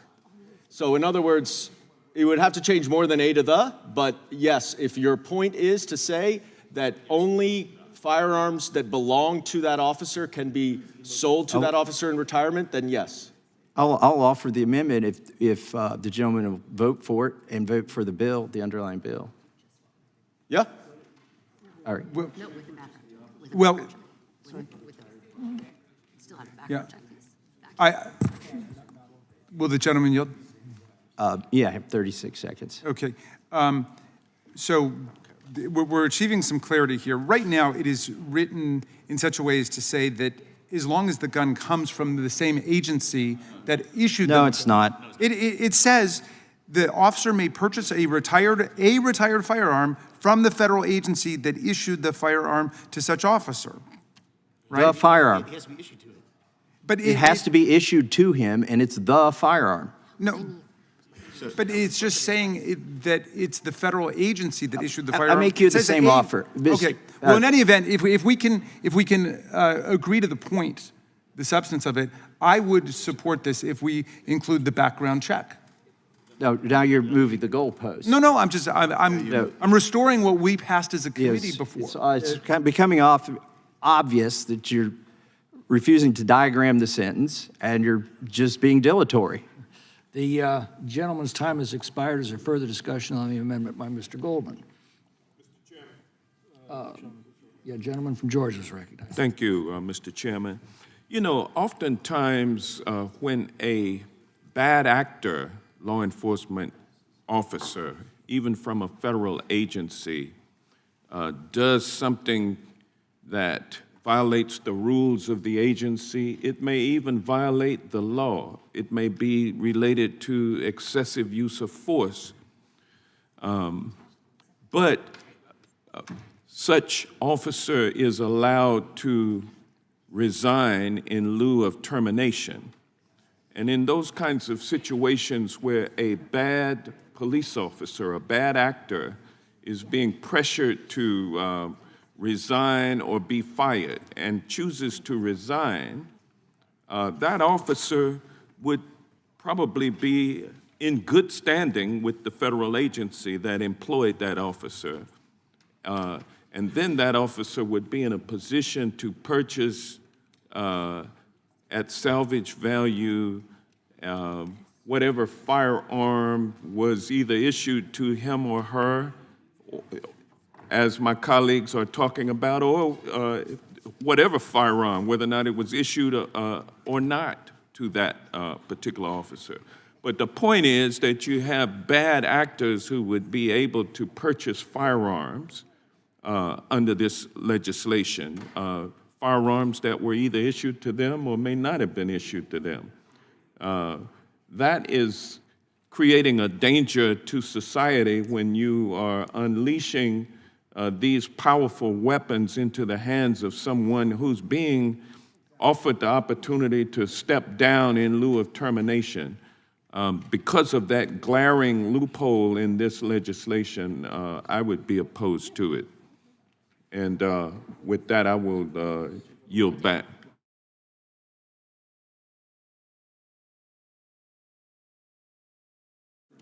Gentleman yields back? Yeah, we're having a different. Does the gentleman yields back? Yeah. Further discussion on the amendment by Mr. Goldman, Mr. Van Drew. Thank you, Chairman. Just quickly, I think maybe we're looking into this, how do I say this? I think we're overreading what's going on here, overanalyzing. A police officer retires. When he retires, he wants to keep the gun that was issued to him over the years that he carried as a police officer. He would be able to buy that gun, and I don't think there's anything wrong with this at the salvage value. The least we can do for somebody that's dedicated their life to serving, to protect others, is that we're still charging them, but we charge the salvage value. If you're trying to indicate, which I don't see here in the legislation, that years later the police officer could buy other firearms from an agency, then I think that a background check would be appropriate. I'm going to vote for this legislation either way. I don't like to vote for amendments on the fly because usually they don't work out. They have to be thought through. And I'm sure the sponsor of the bill, Mr. Fry, if he feels it's necessary, along with the chairman, would move forward if any amendments need to be done as we go to the floor. But nevertheless, we're overthinking this. A cop retires, the gun that he used, he wants to buy it. He buys it, yes, at a discount, because it's a used gun, by the way, and it's the least we can do that he buys it at the salvage value, and it's the gun that was issued to him. So that's how I'm seeing this legislation. I yield back. Gentleman yields back. Is there further discussion on the amendment? Is there further discussion on the amendment? Seeing none, the question is on the adoption of the amendment by Mr. Goldman. Those in favor say aye. Those opposed say no. No. The noes appear to have it, and the amendment is not agreed to. Can we have a recorded vote on that, Mr. Chairman? Recorded vote's been requested. Clerk will call the roll. Mr. Jordan. Okay. Mr. Issa. Mr. Biggs. Mr. Biggs votes no. Mr. McClintock. No. Mr. McClintock votes no. Mr. Tiffany. Mr. Massey. No. Mr. Massey votes no. Mr. Roy. Mr. Fitzgerald. Mr. Klein. No. Mr. Klein votes no. Mr. Gooden. Mr. Gooden votes no. Mr. Van Drew. No. Mr. Van Drew votes no. Mr. Nels. Mr. Moore. Mr. Moore votes no. Mr. Kiley. Mr. Kiley votes no. Ms. Hageman. Ms. Lee. Mr. Hunt. Mr. Fry. Mr. Fry. Mr. Fry votes no. Mr. Grothman. Mr. Grothman votes no. Mr. Knott. Mr. Knott votes no. Mr. Harris. Mr. Harris votes no. Mr. Onder. Mr. Onder votes no. Mr. Schmidt. Mr. Gill. Mr. Baumgartner. Mr. Baumgartner votes no. Mr. Raskin. Aye. Mr. Raskin votes aye. Mr. Nadler. Mr. Nadler votes aye. Ms. Lofgren. Mr. Cohen. Mr. Johnson. Mr. Johnson votes aye. Mr. Swalwell. Mr. Liu. Ms. Jayapal. Mr. Correa. Ms. Scanlon. Ms. Scanlon votes aye. Mr. Neguse. Ms. McBath. Ms. McBath votes aye. Ms. Ross. Ms. Ballant. Mr. Garcia. Mr. Garcia votes aye. Ms. Kamlager-Dove.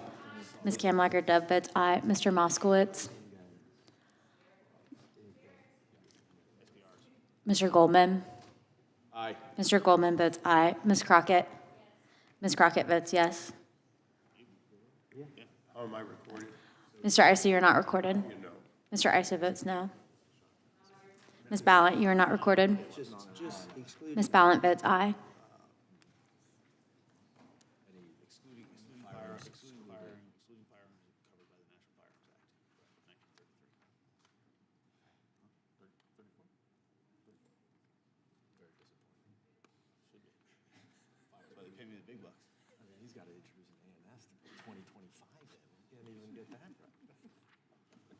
Clerk will report. Mr. Chairman, there are 10 ayes and 15 noes. Vote being 10 in the affirmative, 15 in the negative, the amendment is not agreed to. Is there further discussion on the amendment in the nature of a substitute? Ms. Scanlon. I just wanted, with respect to the underlying bill, I just wanted to associate myself with the remarks of the ranking member and with Ms. McBath. I think they very eloquently stated the base points, but above all, we need to close loopholes, not create new loopholes. When I talk to our law enforcement officers in my district at every level, they say they need help to make sure that we keep guns out of the hands of people who shouldn't have them. So I can't support the law because it does create a new loophole. And with that, I yield back. Gentlelady yields back. Is there further discussion on the amendment in nature substitute? Mr. Raskin. Mr. Chairman, I have an amendment at the desk. Clerk will report. Gentleman from Arizona reserves a point of order. Substitute for the amendment and the nature of a substitute to H.R. 2255, offered by Mr. Raskin of Maryland. Without objection, the amendment is considered as read. The gentleman from Maryland is recognized. Thank you kindly, Mr. Chairman. My amendment would substitute for this unnecessarily politicized bill text the language that was voice voted unanimously, as far as I could tell, out of this committee without objection during the 118th Congress. The bill before us would allow law enforcement officers and retired officers to buy an assault weapon, a hand grenade, or a National Firearms Act weapon from the government at a sharp discount without a background check, opening up a significant and dangerous new loophole in the background check system. This is despite the fact that 6 in 10 Americans support stricter common sense gun safety laws to reduce the horrific gun-related death toll that we see all around us in the cities, in rural areas, and suburban areas. My amendment returns us to the version of the bill that was previously reported out of this committee and would likely yield substantial bipartisan support on the floor. It would ensure that only active law enforcement officers can purchase retired service weapons, significantly reducing the risk that a prohibited purchaser would be able to buy a gun as a result of our legislation. It would also limit purchases of retired weapons to handguns and ensure that taxpayers are not subsidizing the private purchase of weapons by requiring an officer to pay the fair market value of the weapon. I urge our colleagues to take yes for an answer to restore the bipartisan common ground legislation we all approved of last Congress, and which will achieve perhaps unanimous support on the House floor. I thank you, Mr. Chairman, and I yield back. Gentleman yields back. Is there discussion on the amendment by the ranking member? Mr. Knott. Mr. Raskin, may I ask a question? Yes, of course. What's the purpose from limiting this just to a handgun if an officer or an agent is familiar with AR-15s or whatever the shotgun, long guns, whatever they may be? What would be the purpose that you're seeking to achieve in precluding them from being able to take those weapons home? Well, the purpose is consistent with what I understood to be the original motivation behind the legislation that Congresswoman Demings had introduced. I was here on the committee, and she talked about giving officers the right to purchase a gun that they had used for self-defense. And as the Supreme Court determined in Heller versus District of Columbia, that's a core Second Amendment right to be able to carry a handgun for self-defense. But may I?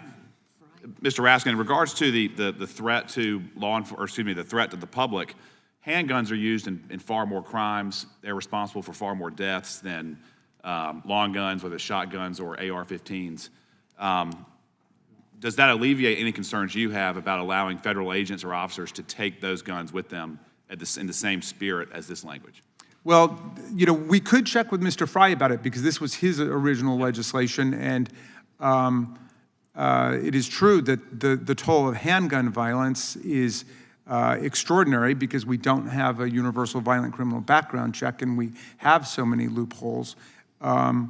So I'm not certain I know the answer to that question. I think we could check with Mr. Fry, who originally introduced it this way. It struck us as a reasonable, common sense, bipartisan compromise consistent with the original bill that had been introduced by Congresswoman Demings. Thank you for the discussion, sir. And I'll just state for the record, Mr. Chair, that having worked with law enforcement at every level, their training, their handling, their abilities with those firearms, I've never seen a law enforcement officer act irresponsibly in allowing them to take home their service weapons. In the spirit of this law, I fully support. I yield back. Gentleman from North Carolina yields back. Is there further discussion on the amendment? Seeing none, the question is on. I'm sorry. Mr. Massey. I think there's a fair point here that Mr. Raskin has. I'm not going to vote for his amendment, but because our friend over here has a great point that long guns and shotguns can be just as effective or more effective in certain circumstances for defending a person or the public. And so we shouldn't exclude those. But the point I believe you do have is that there may be some NFA, National Firearms Act, weapons that would be allowed under this that might not be necessary for self-defense, like hand grenades. So I plan to offer an amendment that takes care of that issue here after your amendment is voted on. Jenny, Ms. Baxter, further discussion?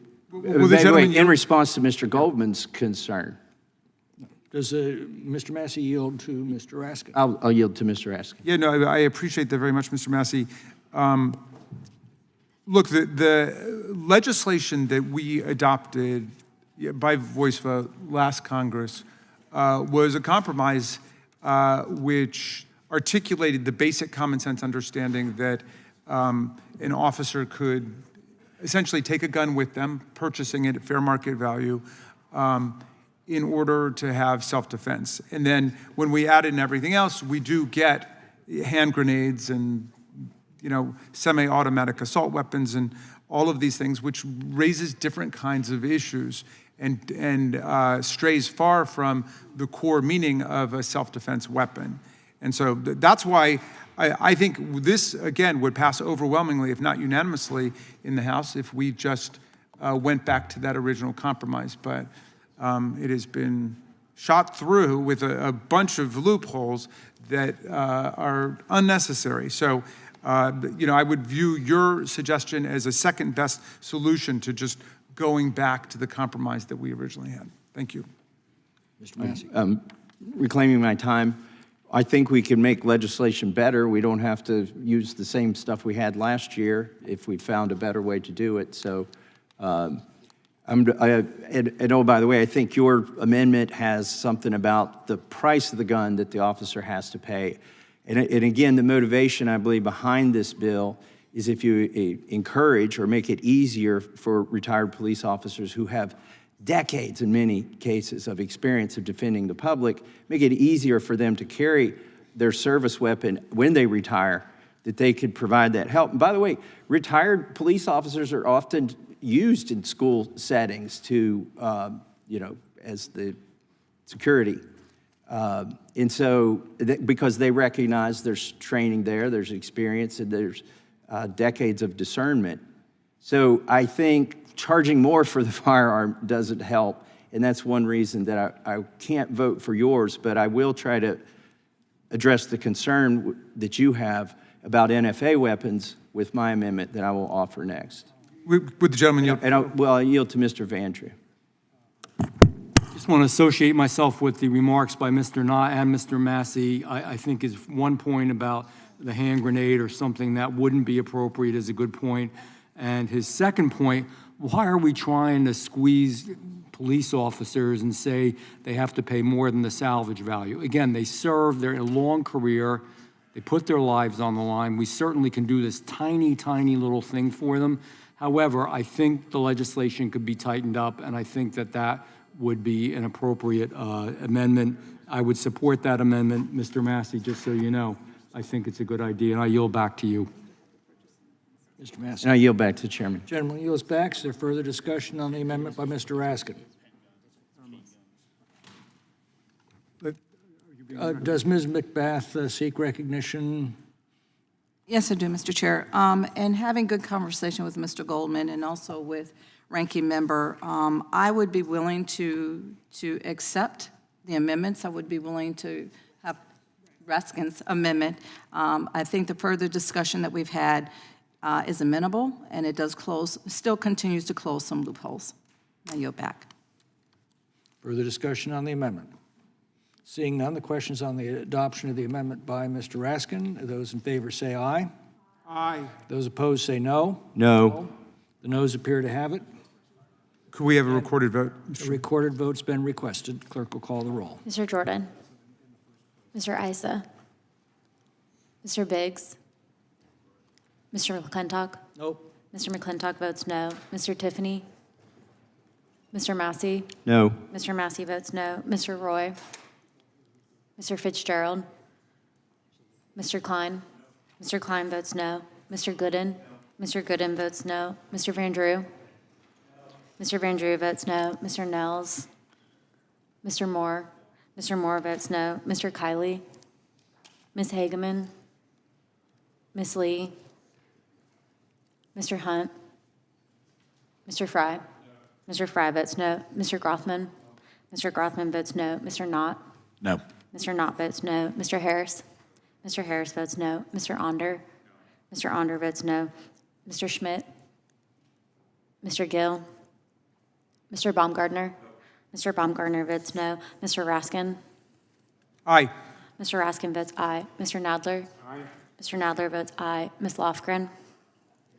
Mr. Cohen? Mr. Johnson? Mr. Swalwell? Mr. Liu? Ms. Jayapal? Mr. Correa? Ms. Scanlon? Ms. Scanlon votes aye. Mr. Neguse? Ms. McBath? Ms. McBath votes aye. Ms. Ross? Ms. Ballant? Ms. Ballant votes aye. Mr. Garcia? Mr. Garcia votes aye. Ms. Kamlager-Dove? Ms. Kamlager-Dove votes aye. Mr. Moskowitz? Mr. Moskowitz votes yes. Mr. Goldman? Mr. Goldman votes aye. Ms. Crockett? Ms. Crockett votes aye.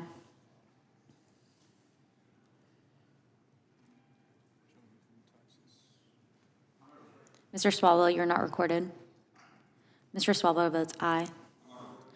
Mr. Roy, you're not recorded. Mr. Roy votes nay. Mr. Fitzgerald votes no.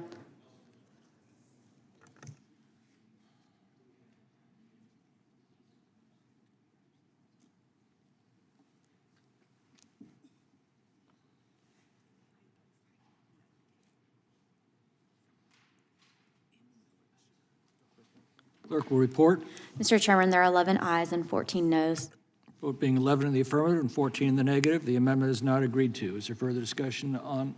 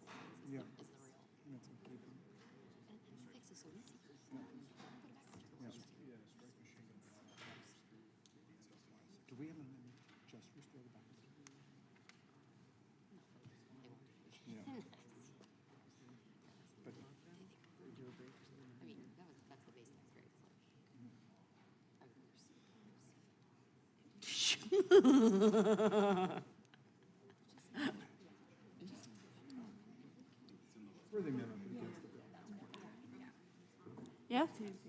Yeah.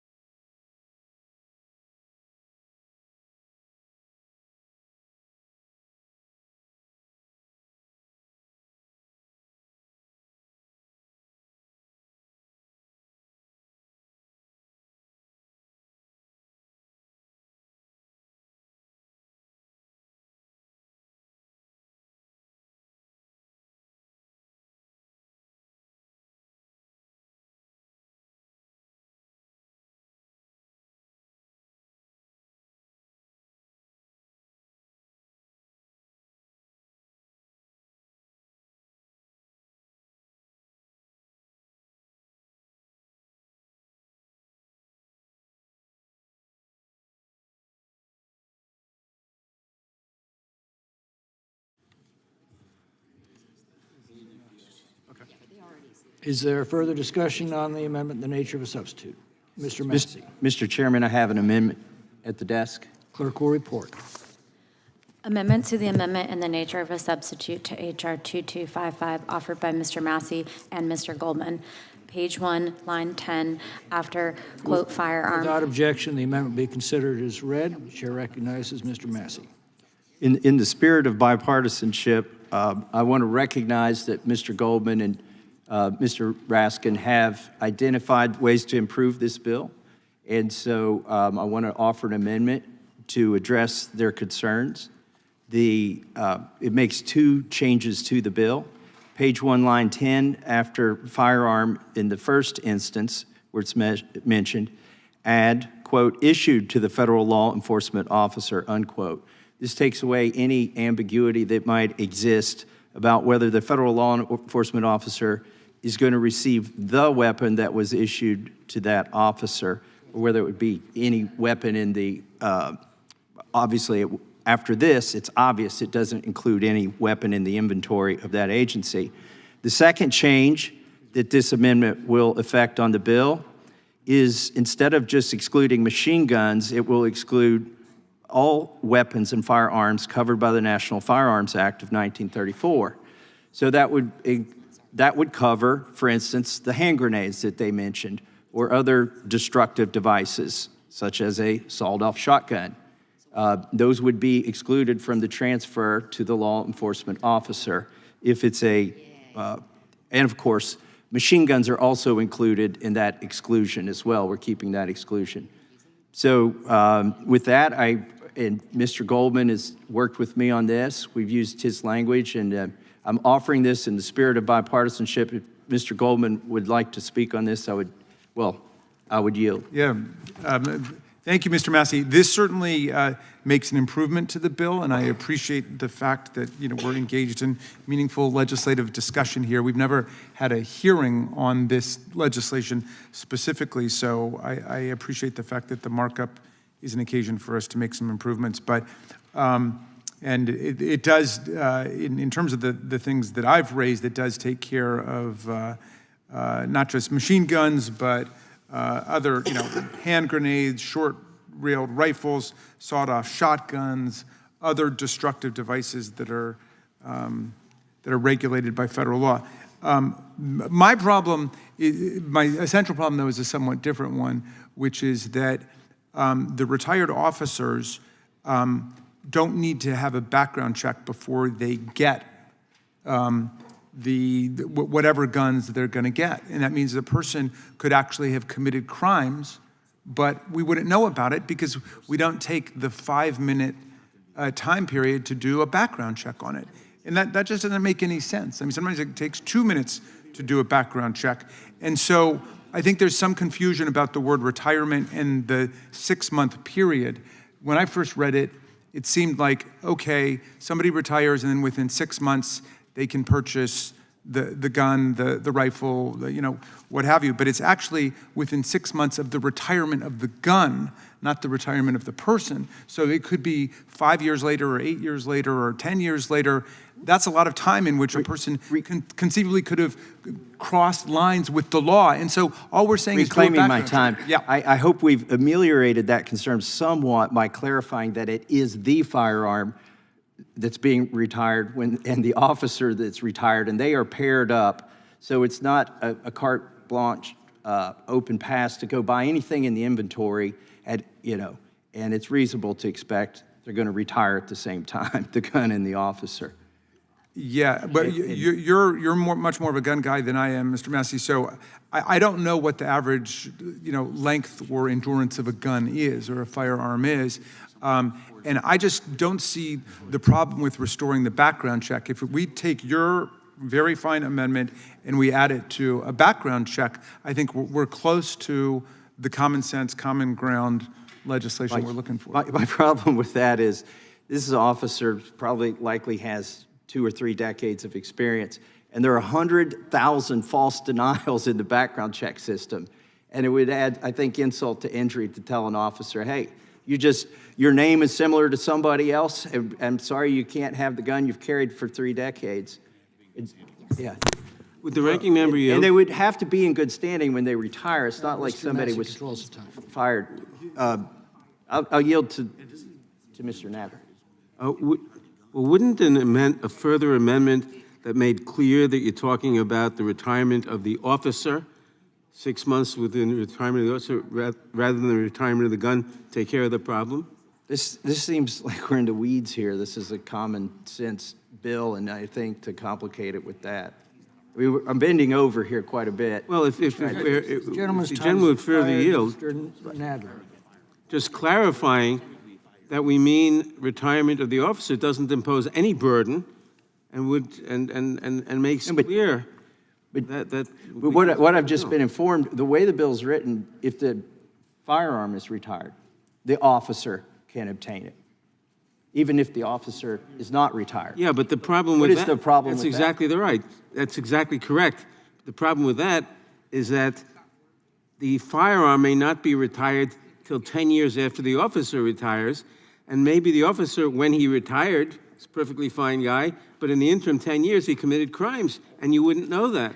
So if we simply said 6 months from the time of the retirement of the gun, then well, you wouldn't have the problem. Reclaiming my time, which doesn't really exist Mr. Nadler right now. controls the time. Whose time is it? Mr. Nadler, would you yield? Okay. They're not going to have a special safe for guns that officers might want 10 years later. The gun is either going to get reassigned to another officer, i.e. not retired, or it's going to get destroyed or disposed of some other way. They're not going to keep us. Reclaiming my time. It's not Dick's Sporting Goods. Hopefully. Reclaiming my time, the Republicans had a common sense bill on the floor, and it was filled on the floor with loopholes. This amendment would simply restore it to the bill that the Republicans first. The Raskin amendment would simply restore it to the same bill that the Republicans offered on the floor last year. And we should have adopted it. And then we could, and if this amendment were adopted, we could support it now. Would the gentleman yield? I will. Well, thank you. Look, here's where I think we are on this, and the public's getting the inside view of the sausage factory here.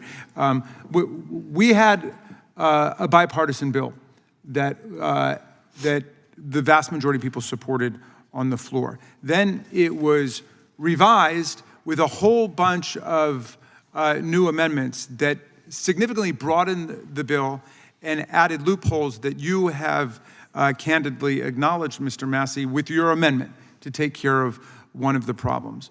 To my mind, it doesn't take care of the essential problem, which is that we don't want people being able to purchase firearms, especially from the police, without a background check. And the vast majority of background checks take place in 2 or 3 minutes, right? And I know you have a different perspective on that. You've got some cases where people have been caught up in that, and maybe there are some false positives or false negatives or what have you. But in the vast majority of the cases, it works, and most Americans are willing to pay that price for the purposes of public safety. If we can come together on that, in addition to the amendment you have, then we're back to the common sense, common ground gun safety legislation that allows for this to happen that we agreed to in the last Congress. So thank you for yielding, Mr. Nadler. I would hope that Mr. Massey could accept this further amendment to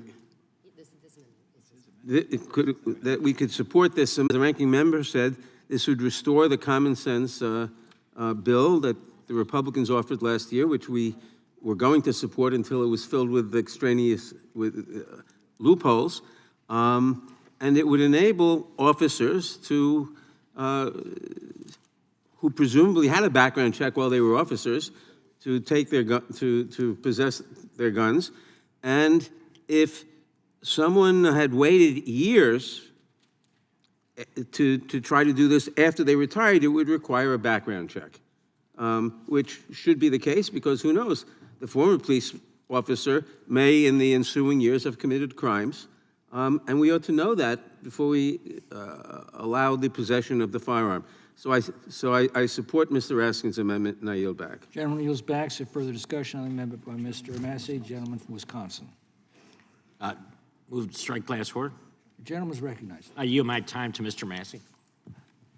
I think the basic problem, there's two basic problems here. Is what you're saying is you don't trust police officers, retired police officers, a federal police officer, or the federal agency who may be giving them the firearm. They have to be in good standing to receive it. Here's my problem. Over 99% of NICS denials are false denials. Now, I know you assign value to the 1%, and you say that's better than that. It's worth stopping the 1% that NICS may be accurate for, which is actually probably smaller than that, and burdening the public with the 99% false denials. To me, we shouldn't put a federal law enforcement officer in that kind of jeopardy. And the other problem that I have here, or that I'm seeing, this is not exactly the same bill. This is a better bill. And the problems that have been identified, I'm addressing with this amendment. And I believe there will be some on your aisle who recognize that. I would hope you would vote for my amendment, those on the other side of the aisle. But, you know, I worked with Mr. Goldman on this. Would the gentleman yield for a moment? And I'm sure you all have worked on this with people on this side. You'll find we've got reasonable people, and some days we've got unreasonable people. But what I've found is somebody who's reasonable over there who wants to work with us and improve the bill. So that's what I've done. The gentleman yield for a moment? It's Mr. Fitzgerald's time. Mr. Nadler. Yes, I just want to point out that Mr. Massey, I think, was mistaken. 99% of denials are correct. 1% are incorrect, not the other way around. Okay. I yield back. Well, Reclaiming. Yield to Mr. Massey. okay, for the year that we have data, there were 12 prosecutions, federal prosecutions, and 110,000 denials. So and by the way, if you are denied, if you're rightfully denied, that means you tried to illegally purchase a firearm. You were a prohibited person who lied on the form, or, and those should have been, if it was 99% accurate denials, there should be tens of thousands of prosecutions from those denials, but instead there are 12 in a given year. And in the best year, no more than 24. Will the gentleman yield? I would yield. Well, but I believe there is a scienter requirement. There's a specific intent requirement. I don't know why they're not bringing all of those cases, but it doesn't follow. It seems to me to be a non sequitur to say because they didn't bring prosecutions in all of those cases, those people were actually qualified to get Reclaiming. Yield to Mr. Okay, Massey. so here's the specter of what happens when you're denied. You can appeal, and if that appeal doesn't work, then you have to hire a lawyer. And now you're spending money, which defeats the whole purpose of this thing. And by the way, of all the denials ever, I suspect never was one a retired police officer. I mean, I don't know that, but common sense would tell you that. So it defeats the purpose if you're going to put the officer in jeopardy of having to hire a lawyer to get past the second denial of the background check if it's not overturned on the first appeal. And the purpose of this is we trust law enforcement officers. We've trusted them with our lives. They're in charge of public safety. They've spent decades doing it. It's the ultimate background check. You have put your life on the line. You have carried this firearm loaded for 365 days a year in many cases for 30 years, 20 years. That is the ultimate background check. We don't need to put them through some system that's hobbled with all sorts of inaccuracies. And let's just keep the intent of the bill. Let's clarify the objections that you had. I think that Mr. Goldman and these, I think you shared these objections, Mr. Raskin, that I'm addressing in this amendment. We're fixing two, not one of the objections. And let's get this bill done. Gentleman back to the yields gentleman back. from Is there Wisconsin. further discussion on the amendment by Mr. Massey, Mr. Goldman? First, I just want to thank my colleague, Mr. Massey, for engaging in this good faith effort to reach a resolution. I will say that as part of my discussions, I was under the impression, the wrong impression, that the officer would have to purchase the retired firearm within 6 months of the officer's retirement. If that were the case, I do not worry nearly as much about a background check, since the officer would be in good standing upon retirement and then would purchase the firearm within 6 months. I think it is very unlikely that 10 years, there are many officers who purchase their own firearm 10 years later. But I do think that the open-ended time frame for an officer to purchase the firearm is potentially problematic. And I agree with Mr. Massey that it is the ultimate background check, which is why I have no problem if the officer has 6 months to purchase the firearm. But I think that we run into potential issues, and I would hate for an officer 10 years out, a retired officer, to have, to be able to purchase a firearm that another civilian would not have been able to purchase, and God forbid, do something terrible with the firearm. I am willing to continue to work with Mr. Massey if 6 months is not reasonable, given that firearms may be retired after the officer is retired. I understand there may be additional issues, but if there were some guardrails on the length of time, and I'm not requiring 6 months, but if there were some guardrails on the length of time so that it wasn't open-ended, I would certainly support this amendment, and I would support the underlying bill as well. Would the gentleman yield? Yes, of course. I think you're correct. It's highly unlikely that 10 years later that the gun is still going to be in inventory and that the officer's still going to be interested in it. He's going to wake up one day and say, oh, you know that Colt I had? Boy, I miss it. It's been 10 years since I held that baby. And it belongs in my safe or on my side. I just don't see that happening. I think you don't either.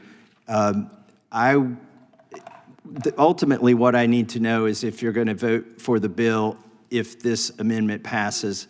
I thought we had an agreement. I was working in good faith. I've modified this thing to ameliorate your first concern, and then you said you had another concern which you brought to me. And so I sent everybody back there to change the amendment again for your second concern. And so I'm all out of concerns.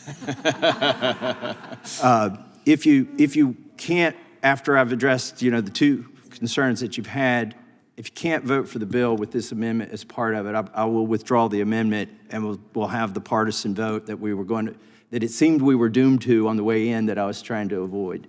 And I reclaim my time, and you are correct, you did address the two concerns I raised. As I said, I was under the misimpression that there was a time limit on the amount of time that an officer can do this. I am not prepared in this exact moment to tell you whether I will vote on the underlying bill. I understand that that is a concern of yours.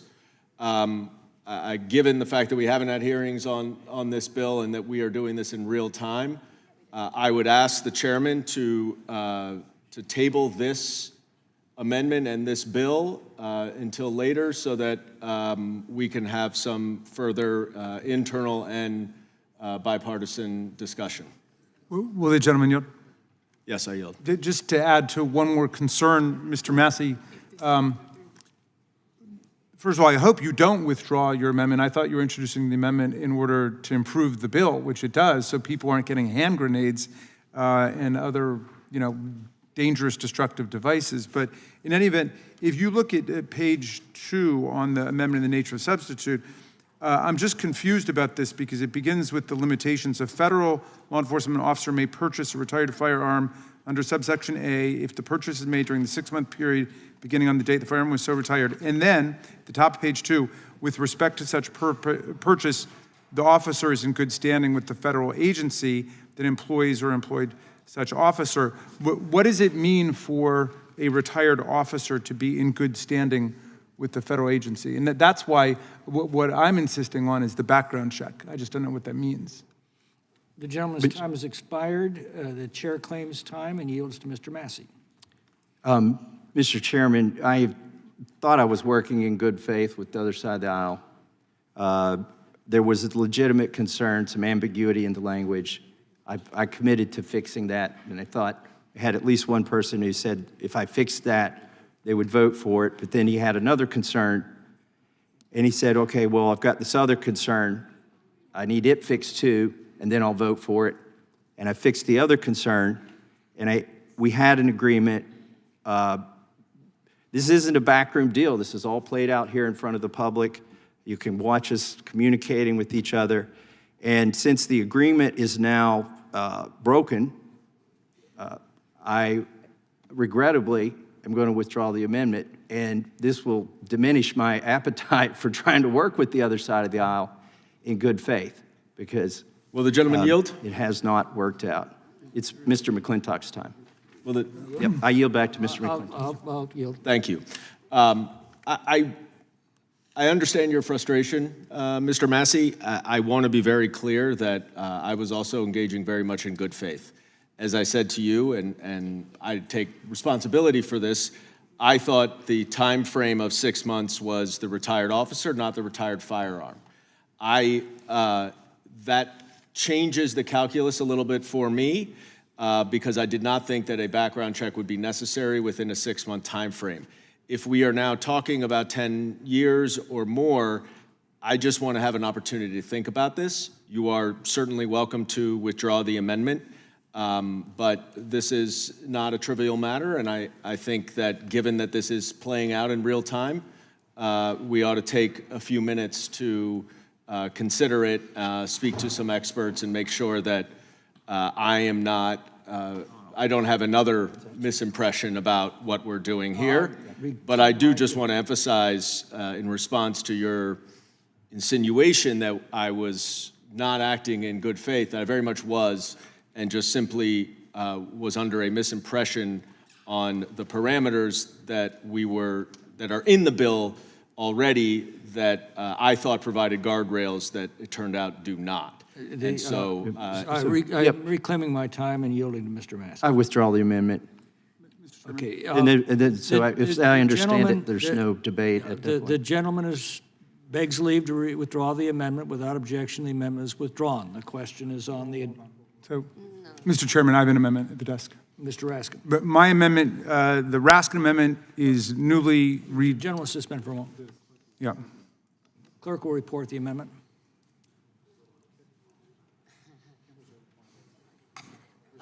Reserve a point of order. Gentleman reserves a point of order.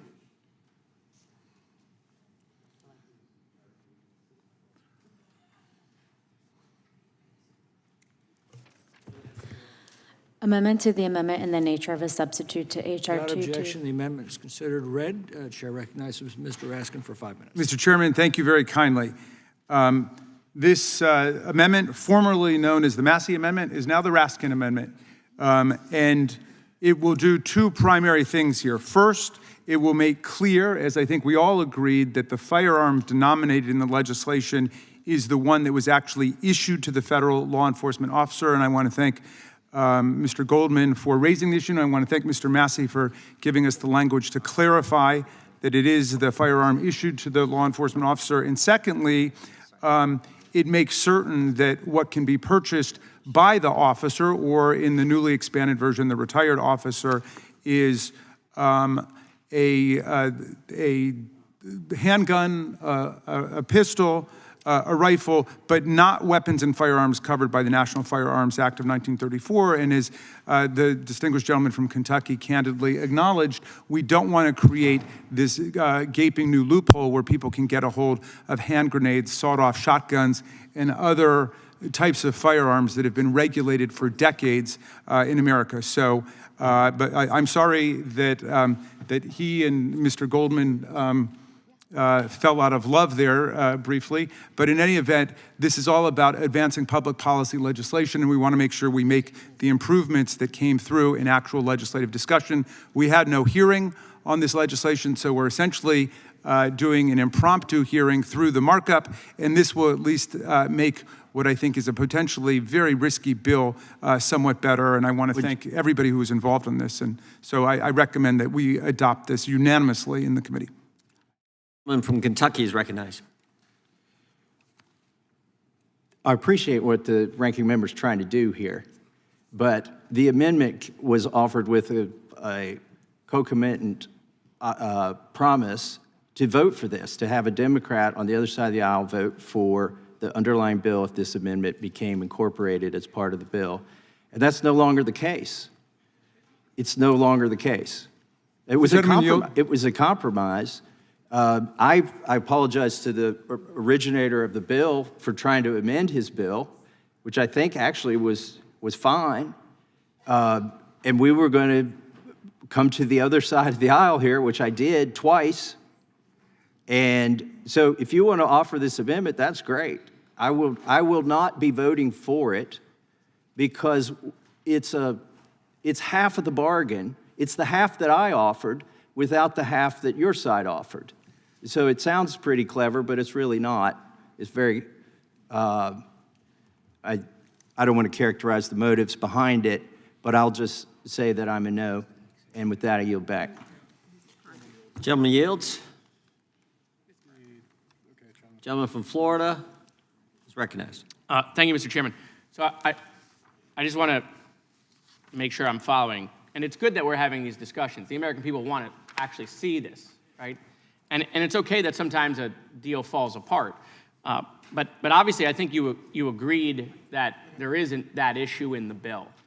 And regardless of the vote in here, Mr. Massey, there will be a vote on the floor. And I do think that language that you proposed would achieve the goal you were trying to achieve, which would be making it bipartisan on the floor. Because remember, this bill could still be amended beforehand, right? And so, as it was last time.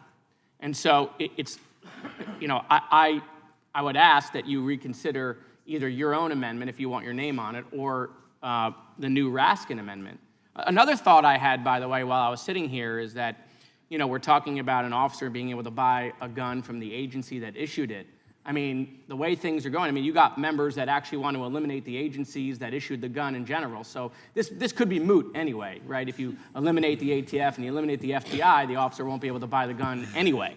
So, maybe moot to the point, but... Will the gentleman yield? I will. Thank you kindly. I wanted to respond to the distinguished gentleman from Kentucky. In the first place, there was no deal with the Democratic side. I think there were two discussions taking place. No, it was with Mr. Goldman. Okay, so the first one was in discussion with Mr. Goldman about an ambiguity in the language, which both of you recognized. And the ambiguity was whether or not the retired law enforcement officer could purchase any gun from the agency where the person had worked, or just the specific gun. And what you were doing, I understand, was clarifying what everybody understood the intent of the legislation was, which is to give the officer the right to buy the guns that they actually used. So all you were doing there was clarifying what was the commonly understood intent of it. Now, on the other thing, I think, and the record will bear this out, as you said, the whole country is watching this, you said that I had correctly and accurately identified a real problem in the legislation as it was brought to us without a hearing. And that problem is that people could purchase hand grenades and sawed-off shotguns. And you said nobody thinks that's what we should be doing. So that wasn't a deal. You and I arrived at the same conclusion about the problem with the bill. So basically, everybody has agreed at one point or another in this conversation that this amendment will dramatically improve the legislation. Now, I don't think in a fit of pique towards Mr. Goldman, you should oppose the legislation that you wrote. You wrote this amendment. You were about to oppose the amendment that you wrote in front of the entire country. And I hope it hasn't gotten to be that bad. Thank you for yielding. Okay, well, let's start. I was mollifying concerns. I think the language was pretty clear, but if there was any doubt in the first instance of whether it was something assigned to the officer or something just randomly in inventory, I think the language was clear. I did tell you I thought the language was clear. I may have pejoratively said you refused to diagram the sentence, and I apologize for that. I love diagramming sentences, but I think you diagrammed it well. Yeah. So the other thing here is, okay, the instance of the grenades. There is some concern there, but the reality is federal officers aren't issued grenades. You don't take the grenade home and keep it in your glove box. Like, these are things that are issued. So even though I knew your example was somewhat ludicrous, that a federal officer be issued a grenade, these are not Army officers we're talking about. We're talking about law enforcement officers, okay? So I thought, well, if Raskin thinks they're issued hand grenades to take home in the glove box, let's take care of that concern. But that's not the way it works. And then you're like, this is a free transaction. It's actually not. You may have gained something in this amendment that I didn't mean to give up, or that I didn't want to give up. For claiming my time, what if I put a balanced budget amendment in there, and would I get Mr. Massey's support back? No, that's a fake fight. I vote against the balanced budget amendment. Because I mean, you could go back and look in the record. I think I voted. Belongs to the gentleman from Florida. The gentleman from Florida yields to the gentleman from Kentucky. So anyways, there's also the question of, and I'll tell you one reason I'm not going to vote for the amendment. When you throw all NFA items in there, you may be including suppressors, which are legitimate, they shouldn't be categorized as weapons, but they may be under the NFA Act, and those are typically paired with the firearm.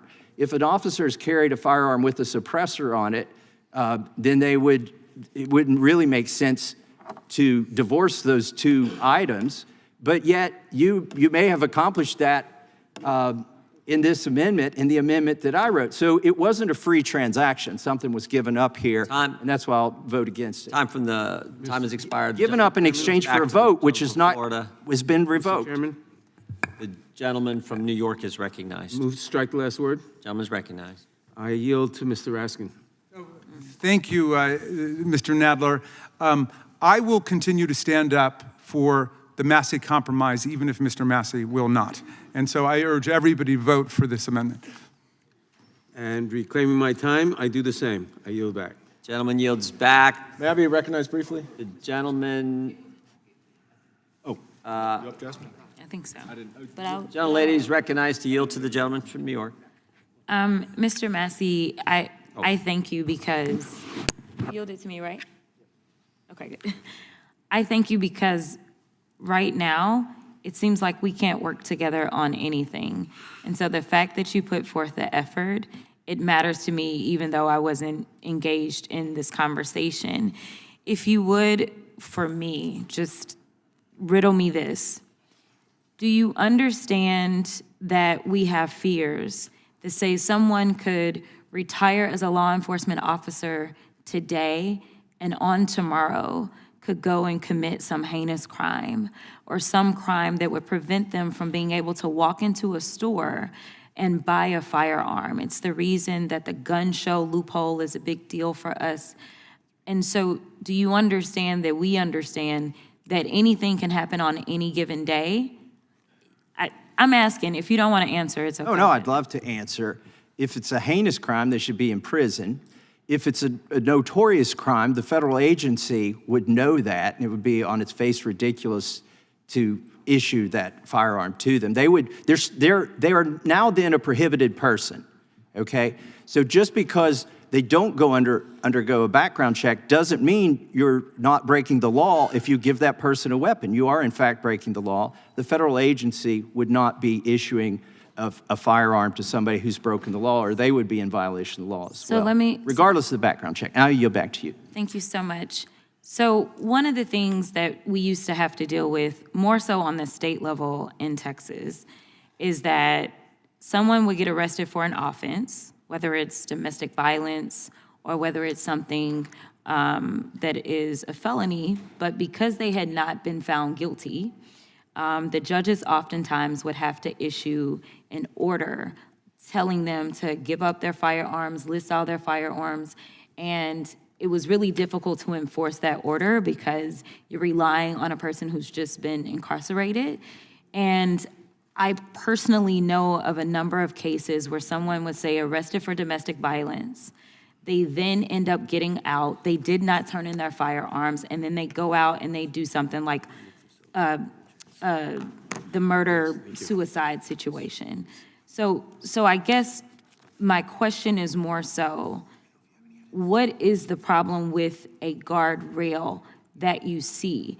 And is there another way that we could categorize the guardrail that would be amenable, such as there is no other law that prevents or precludes the officer from possessing a firearm, so that we could maybe have an enhancement if for some reason that officer, say, did end up catching a case and they caught the case in some other state and law enforcement was unaware. This isn't a background check, so it wouldn't be anything that would prevent them, but it would allow for the potential of an increased penalty if for some reason they should not have been allowed to possess that firearm. Would you be amenable to any language like that?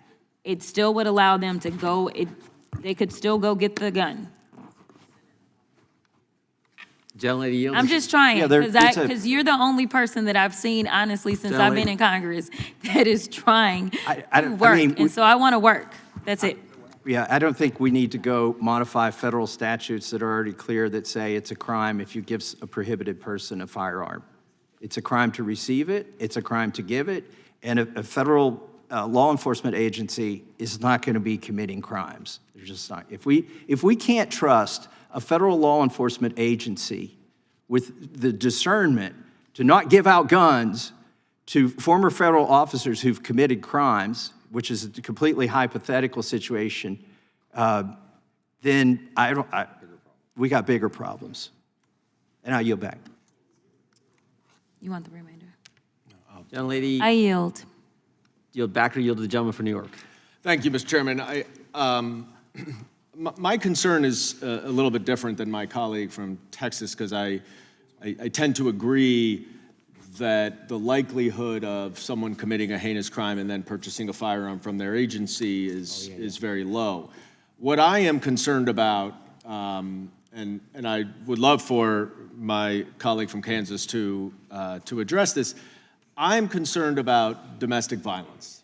Domestic violence is something that does not always lead to a conviction, but oftentimes will lead to an order of protection, and in many states prohibits someone from purchasing a gun because of the danger to the domestic partner.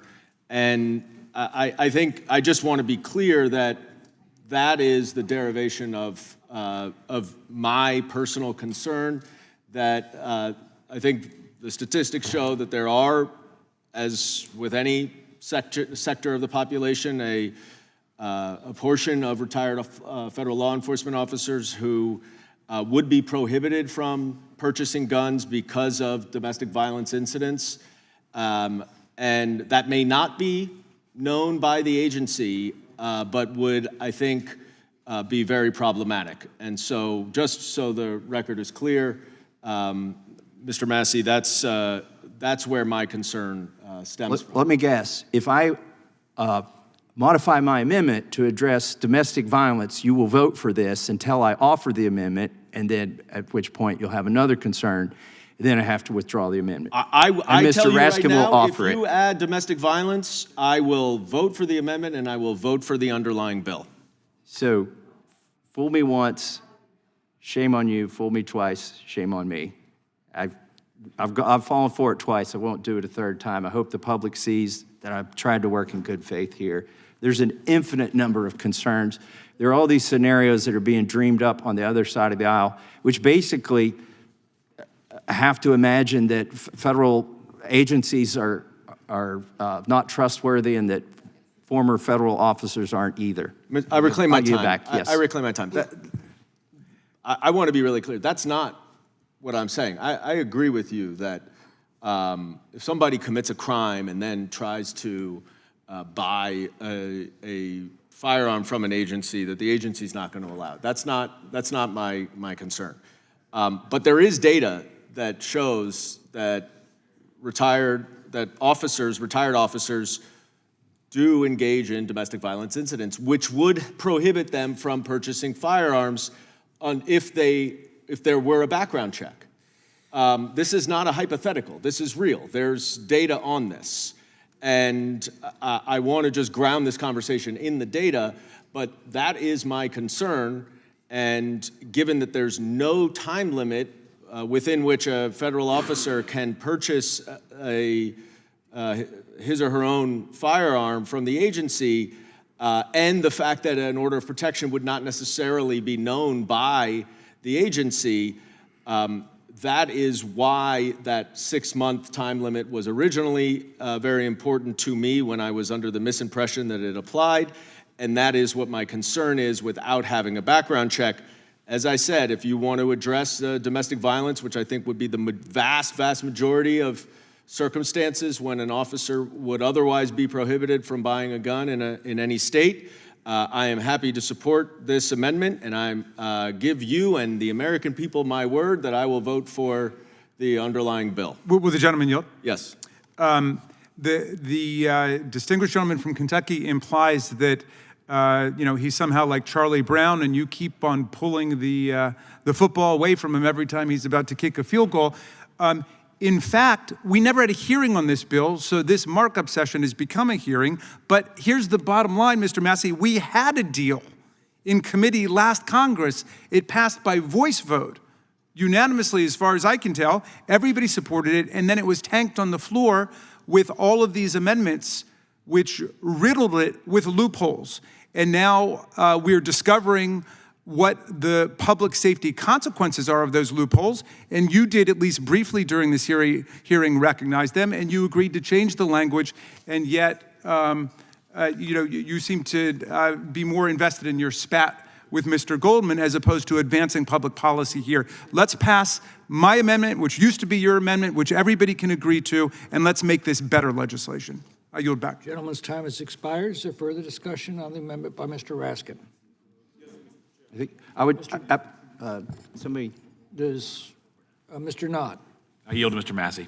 I would just point out that even Mr. Goldman is not satisfied that your amendment goes far enough at this point. Reclaiming. I yield back. Gentleman yields back. The gentleman from Georgia is recognized. Thank you, Mr. Chairman. I rise in support of the Raskin amendment, but I would again point out the fact that, law enforcement is a brotherhood. They protect each other. When one has a problem, say alcoholism, or, somebody gets a call from the wife of an officer calling his supervisor saying, my husband just assaulted me. And, or an officer could be undergoing PTSD and experiencing trauma that causes them to act out on the job. And because law enforcement is a brotherhood, the agency allows that officer who's having trouble to resign in lieu of termination.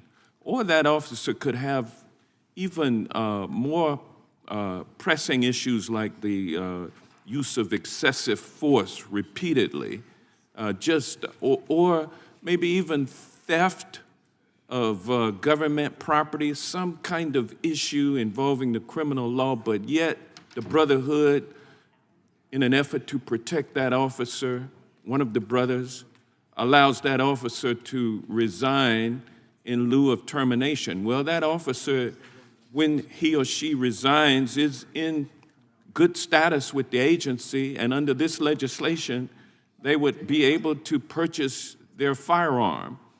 And I don't know why we're treating firearms like, say, police dogs, when you have a police dog that is assigned to you, and you and that dog work together over the years, and then you retire, and you have a relationship with this dog, and you want to take that dog. We all understand that, but how can you have a relationship with a firearm? Apparently some folks do, and that's what gives rise to this legislation. And, because it potentially puts a loving firearm in the hand of someone who is not so loving, I'm going to be voting against this legislation, but I think the amendment makes the legislation a little better, so I'll be supporting the amendment. And with that, along with my condolences to the many officers who are forced to retire with no way of being able to connect with that precious firearm that they have lived with for, 10, 12 years, my condolences to them. Thank you, and I yield back. Gentleman yields back. Question occurs on the amendment offered by the ranking member. All those in favor say aye. Aye. Those opposed, no. No. In the opinion of the chair, the noes have it. Can we have a recorded vote, please? The sponsor asked for a recorded vote. The clerk call the roll. Mr. Jordan? No. Mr. Jordan votes no. Mr. Isa? Mr. Biggs? Mr. McClintock? Mr. McClintock votes no. Mr. Tiffany? Mr. Massey? No. Mr. Massey votes no. Mr. Roy? Mr. Roy votes no. Mr. Fitzgerald? Mr. Fitzgerald votes no. Mr. Klein? Mr. Klein votes no. Mr. Gooden? Mr. Van Drew? Mr. Nels? Mr. Moore? Mr. Moore votes no. Mr. Kiley? Ms. Hageman? Ms. Lee? Mr. Hunt?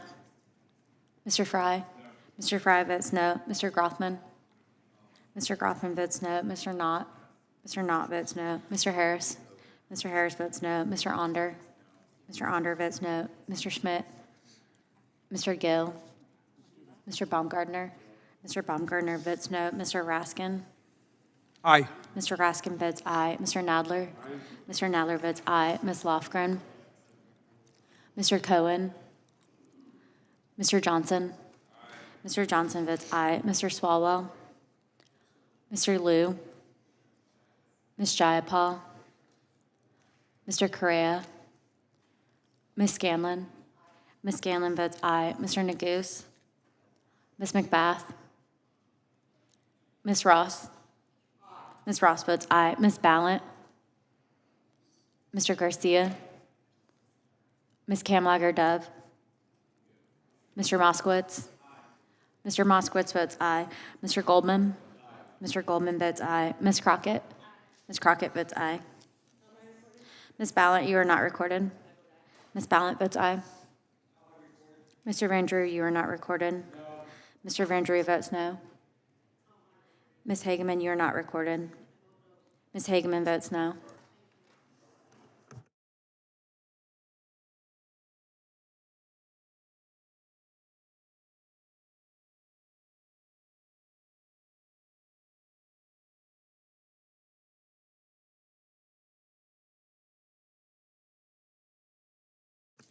Mr. Chairman, there are 9 ayes and 15 noes. The amendment is not adopted.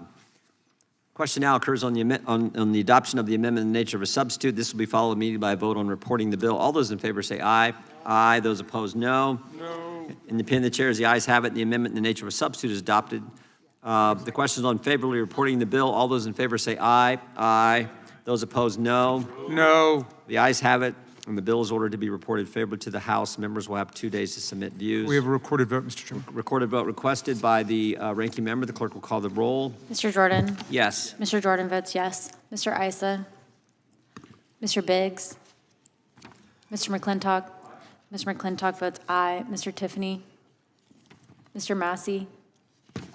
Mr. Massey votes aye. Mr. Roy? Mr. Fitzgerald? Mr. Klein? Mr. Klein votes aye. Mr. Gooden? Mr. Van Drew? Mr. Nels? Mr. Moore?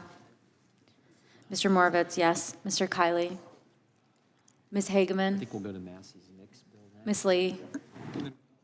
Mr. Hunt? Mr. Fry? Mr. Fry votes aye. Mr. Grothman? Mr. Grothman votes aye. Mr. Knott? Mr. Knott votes aye. Mr. Harris?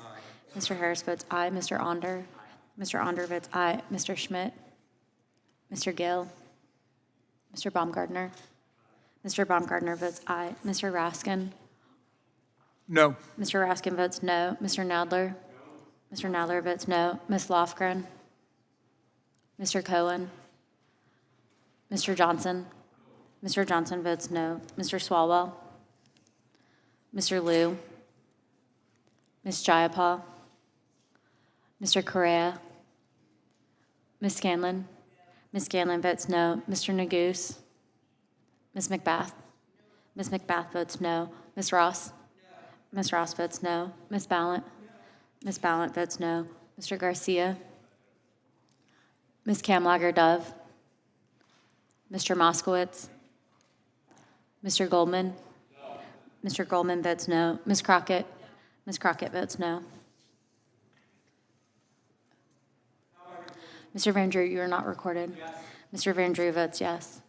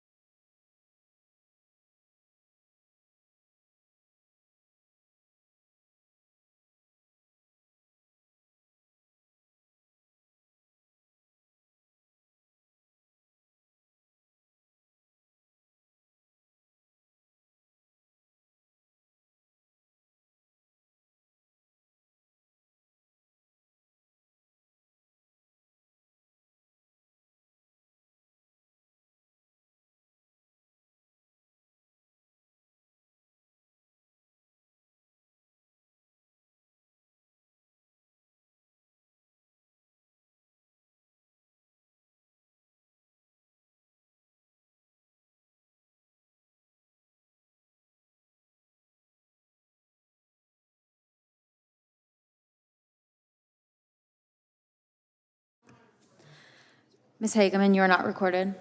Ms. Hageman votes yes. Mr. Roy, you are not recorded. Mr. Roy votes yes.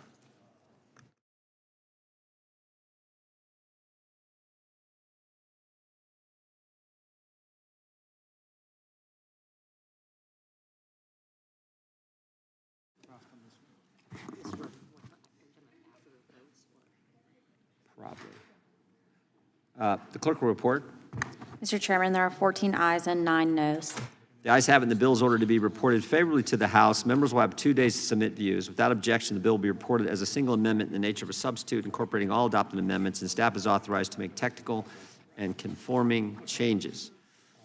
Pursuant to notice, I call up H.R. 2267, the NICS Data Reporting Act, for purposes of markup, and move the committee report it favorably to the House. The clerk will report the bill. H.R. 2267. Without objection, the bill is will be considered as read and open for amendment at any point. The chair now recognizes the gentleman from Kentucky, Mr. Massey, for his opening statement. Thank you, Mr. Chairman. The NICS Data Reporting Act is a simple and straightforward piece of legislation that many of our colleagues here today have voted for on both sides of the aisle.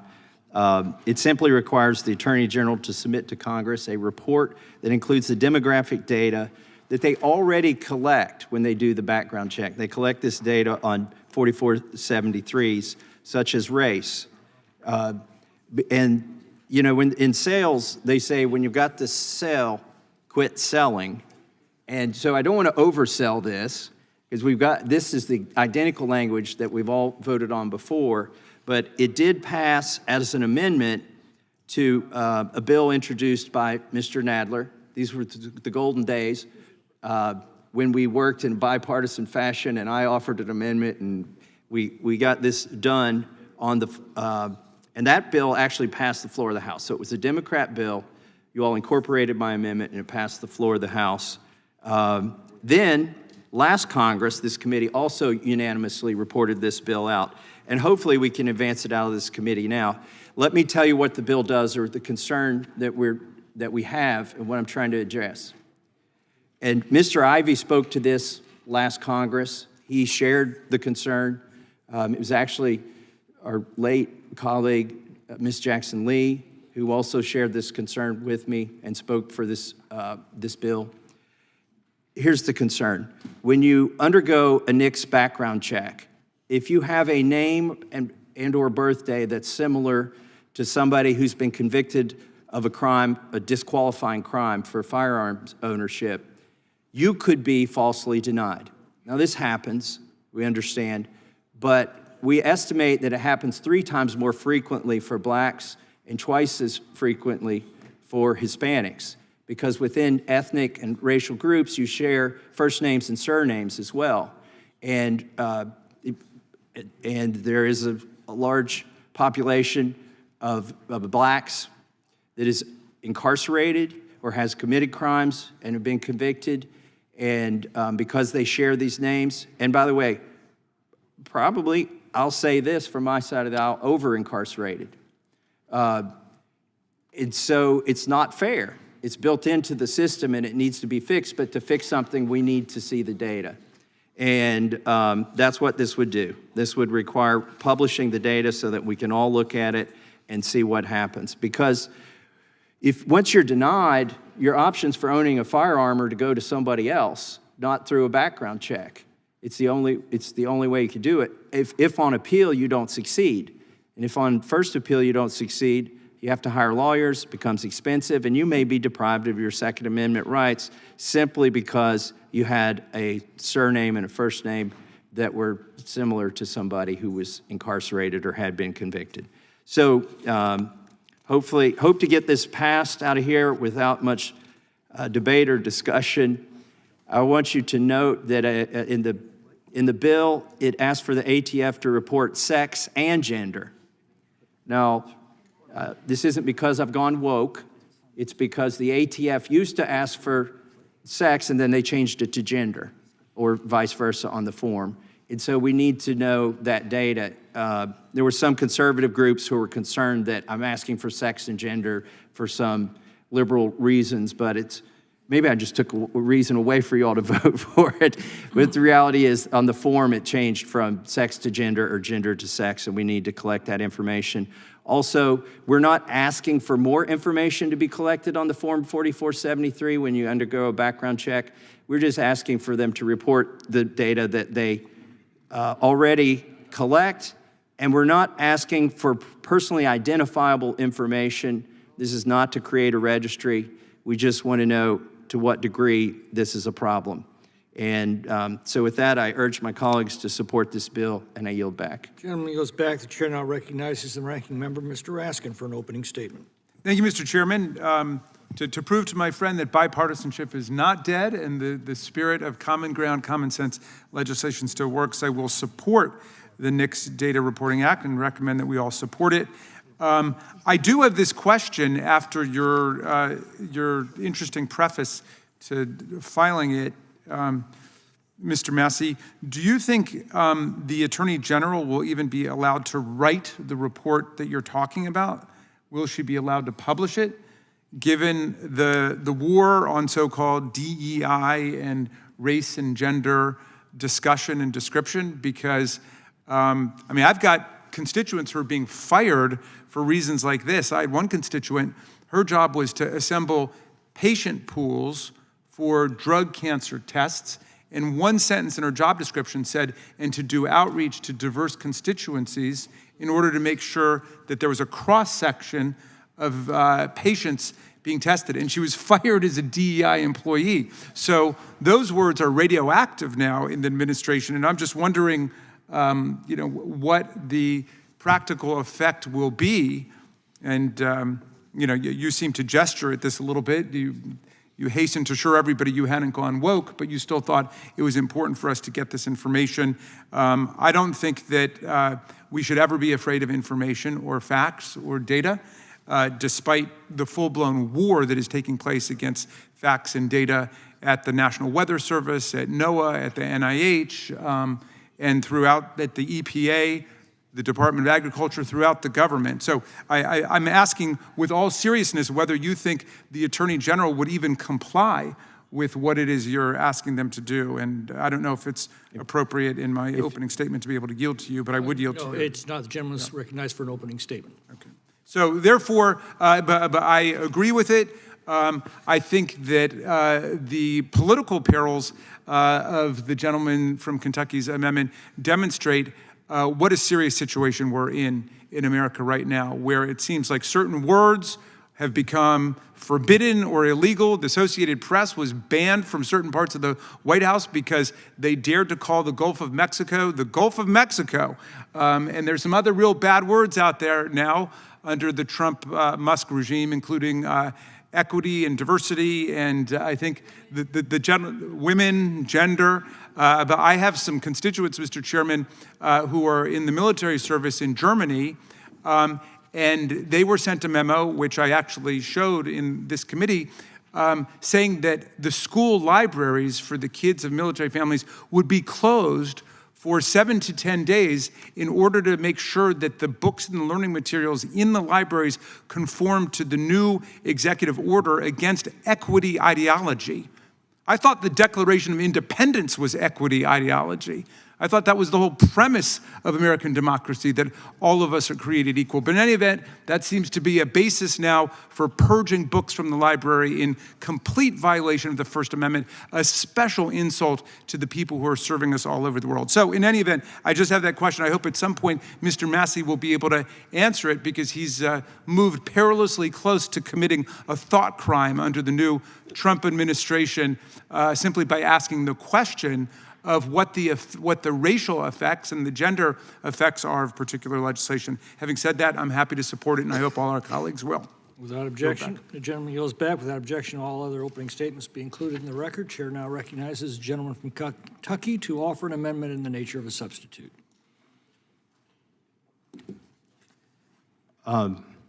I offer the amendment in nature of substitute. Okay. Clerk will report the amendment. Amendment in the nature of a substitute to H.R. 2267, offered by Mr. Without Massey. objection, the amendment in the nature of a substitute will be considered as read and shall be considered base text for the purposes of amendment. The chair now recognizes the gentleman from Kentucky to explain his amendment. So, as I said before, it's a very simple bill. We're just asking the the FBI and DOJ to report the statistics that are collected on the Form 4473 to basically quantify the degree of racial disparity that may result in these NICS background checks.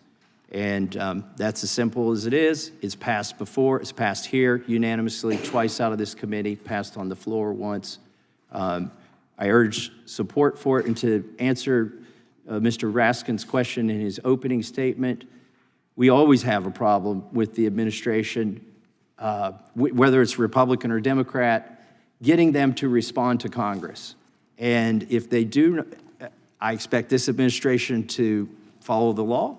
And if they are tardy in giving this report to us, when the Attorney General comes to this committee to testify, it'll be the first question I ask if it's not been submitted to us, this report. And I yield back. Gentleman yields back. Is there further discussion on the amendment? Mr. Johnson. Yeah, I mean, on its face, the legislation seems innocuous, but I'm just wondering, why is it necessary? What is going to be accomplished? Here's, the gentleman, yes, allow me to answer a question. I'm concerned that there are inaccuracies in the NICS database, the way it works. For instance, if you have your name is spelled phonetically, if your name is phonetically similar to somebody in the database, it will catch you, it will flag you. If your birthday is similar, not exact, and if you did this, let's say you were hiring bank tellers at a bank, and you had a background check system that ended up flagging 3 times as many people inappropriately of a certain race versus another race, you would be sued out of existence. But the federal government can get away with this. And what I would prefer to see is, if we're going to have a background check system, that it work accurately, that it deprive those who shouldn't be allowed to have a firearm, but it doesn't deprive those who should be. Does the gentleman believe that that is a very persistent problem today? This idea came from somebody I know who worked at the DOJ, was not able to publish data, but could see it there as well. And That person believes that there's just a horde of people who should be eligible to purchase a firearm, but were rendered ineligible due to a deficient background check. we do have a GAO report on this, and in 2017, there were 112,000 denials and only 12 federal prosecutions, even though the ATF referred thousands of those for investigation. So it's clear there are a lot of false denials. Now, they can be appealed, but it's a tiered appeal process. And if you don't get a remedy in the first appeal, it starts becoming expensive. So it does exist, and it happens thousands, tens of thousands of times every year. There are false denials, and those denials, I believe, have a racial disparity that's built in. Does this legislation call for the disclosure of false denials? Yes. It would disclose denials, and then appeals. False denials. You will know the false denials when you see the number of appeals that are granted. So the answer is no. No, they will have to report how many initial denials by race. Then they will have to report on appeal how many were denied and subsequent denials. If you, for instance, have 100,000 denials and 50,000 are appealed and overturned, then those were false denials. Well, I don't see any language in the bill that would call for a disclosure of false denials, just demographic data on all denials. Correct. I'm working in good faith here, and I think I want to explain, if somebody appealed their conviction and the appeal was granted and the conviction was overturned, I would characterize that as a false conviction. And so that's how we'll know false denials by race, because if it was a legitimate denial, the appeal wouldn't have been granted. So this legislation also calls for the identification of the person who was denied. Does it call for personally? No, there would be no personal identification. Just broad categories of folks denied. And so if it should occur, if it should appear after this legislation is passed and reports are submitted that there were more, let's say, black people in the country, or people who are identified as being black, than whites, then what would you do with that information? What would that information mean? You would try to improve the system. And instead of using phonetically similar names, you would use exact spellings. Instead of using approximate birthdays, you would try to use accurate birthdays. You would do what they would do in the private sector, which is to try to make sure you don't falsely deny somebody and that their system isn't set up to biased for race or ethnicity. Gentleman's time has expired. Further discussion on the amendment, Mr. Vandrew. Thank you. And I'm going to be guilty of the same sin I guess the ranking member was, because I want to say I support the legislation. I'm not sure why anybody would not. But he then went on a tirade about equity and equality. And I had two choices. One was to sit there and just listen.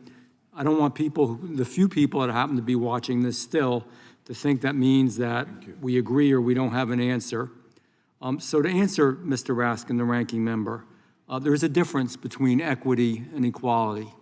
Equality, we are absolutely granted in the United States of America. It means that you have the chance to compete, that you are given equal access, that you, if you work as hard or are as smart or do as much, or whatever the case may be, that you have that opportunity. It should be a nation of equality, and when we are not, we have to fight to make sure that we do get to that point.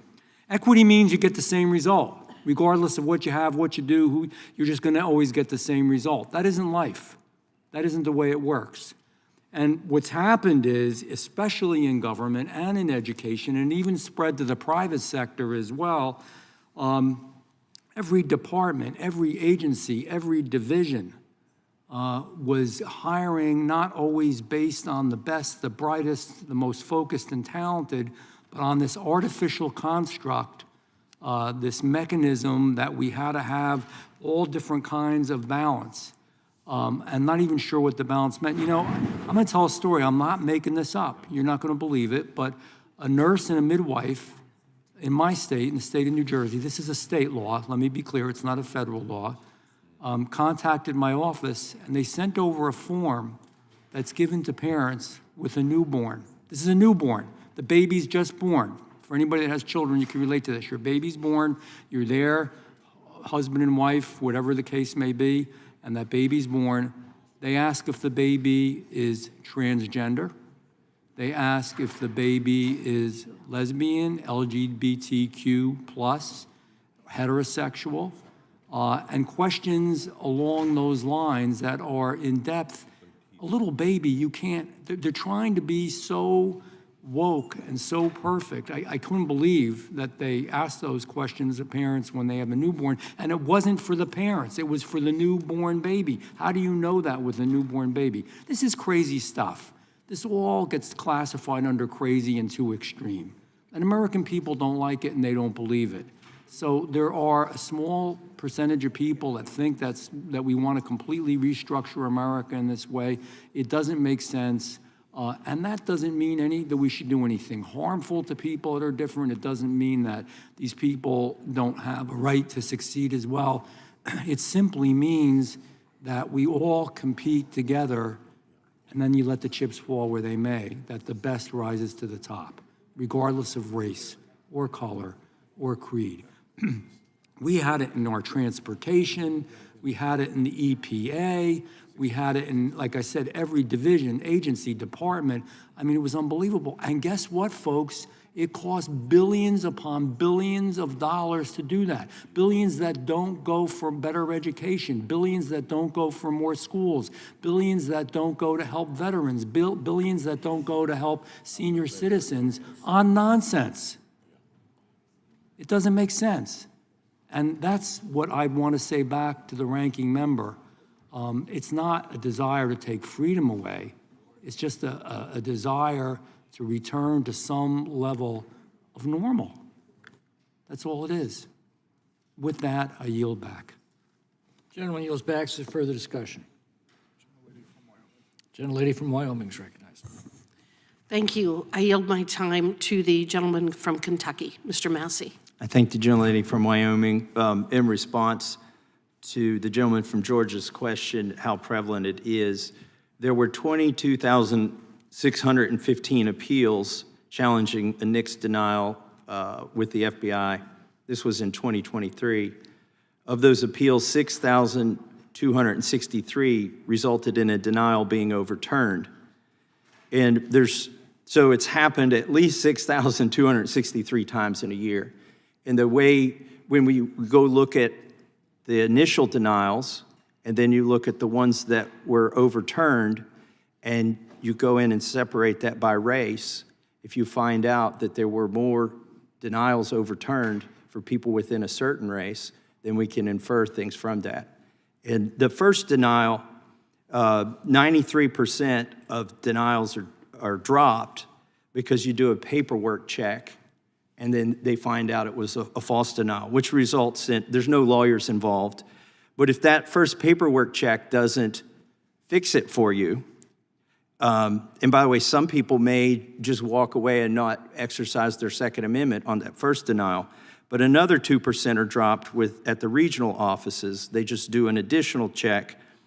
If we just compared the race and sex of those who are initially denied with the race and sex of those cases that have been dropped at each of those first two stages, then we can from that divine whether this process of the NICS database process has a problem that results in a racial disparity. And I yield back to the gentlelady from Wyoming. Would the gentlelady yield? for a question? Yes. Thank you. Does the legislation call for the reason for the denial to be listed along with the demographic information requested? If the gentlelady would yield to me to answer. They already disclose NICS data by category. The problem is they don't include race within that. So, for instance, some of the categories could be a fugitive from justice, misdemeanor, crime of domestic violence, illegal alien, dishonorable discharge. We have that data, but we don't have it. We don't have the racial data. Would you be able to link it to the information provided under this legislation? This just asks them to report the race, sex, and whatnot by category. Not like you couldn't go in and divine something from the Form 4473 to get personally identifiable information. Mm-hmm. Seems like it would be sensible to know the basis for the denial along with this other information that is sought under this legislation.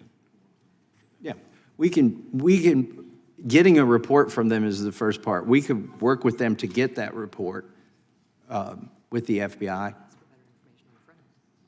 Well, why don't we amend the legislation we can't, to provide for the disclosure of the reason why the...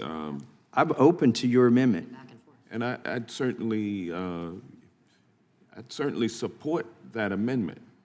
If we could do that on the floor, or if you want to offer an amendment right now, we could do it, but maybe you want some time to think about what it would be.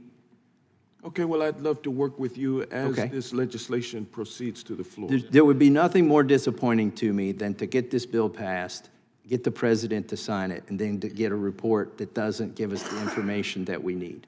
So if you have ideas for improving it, I would absolutely be open to that. Thank you. Thank you.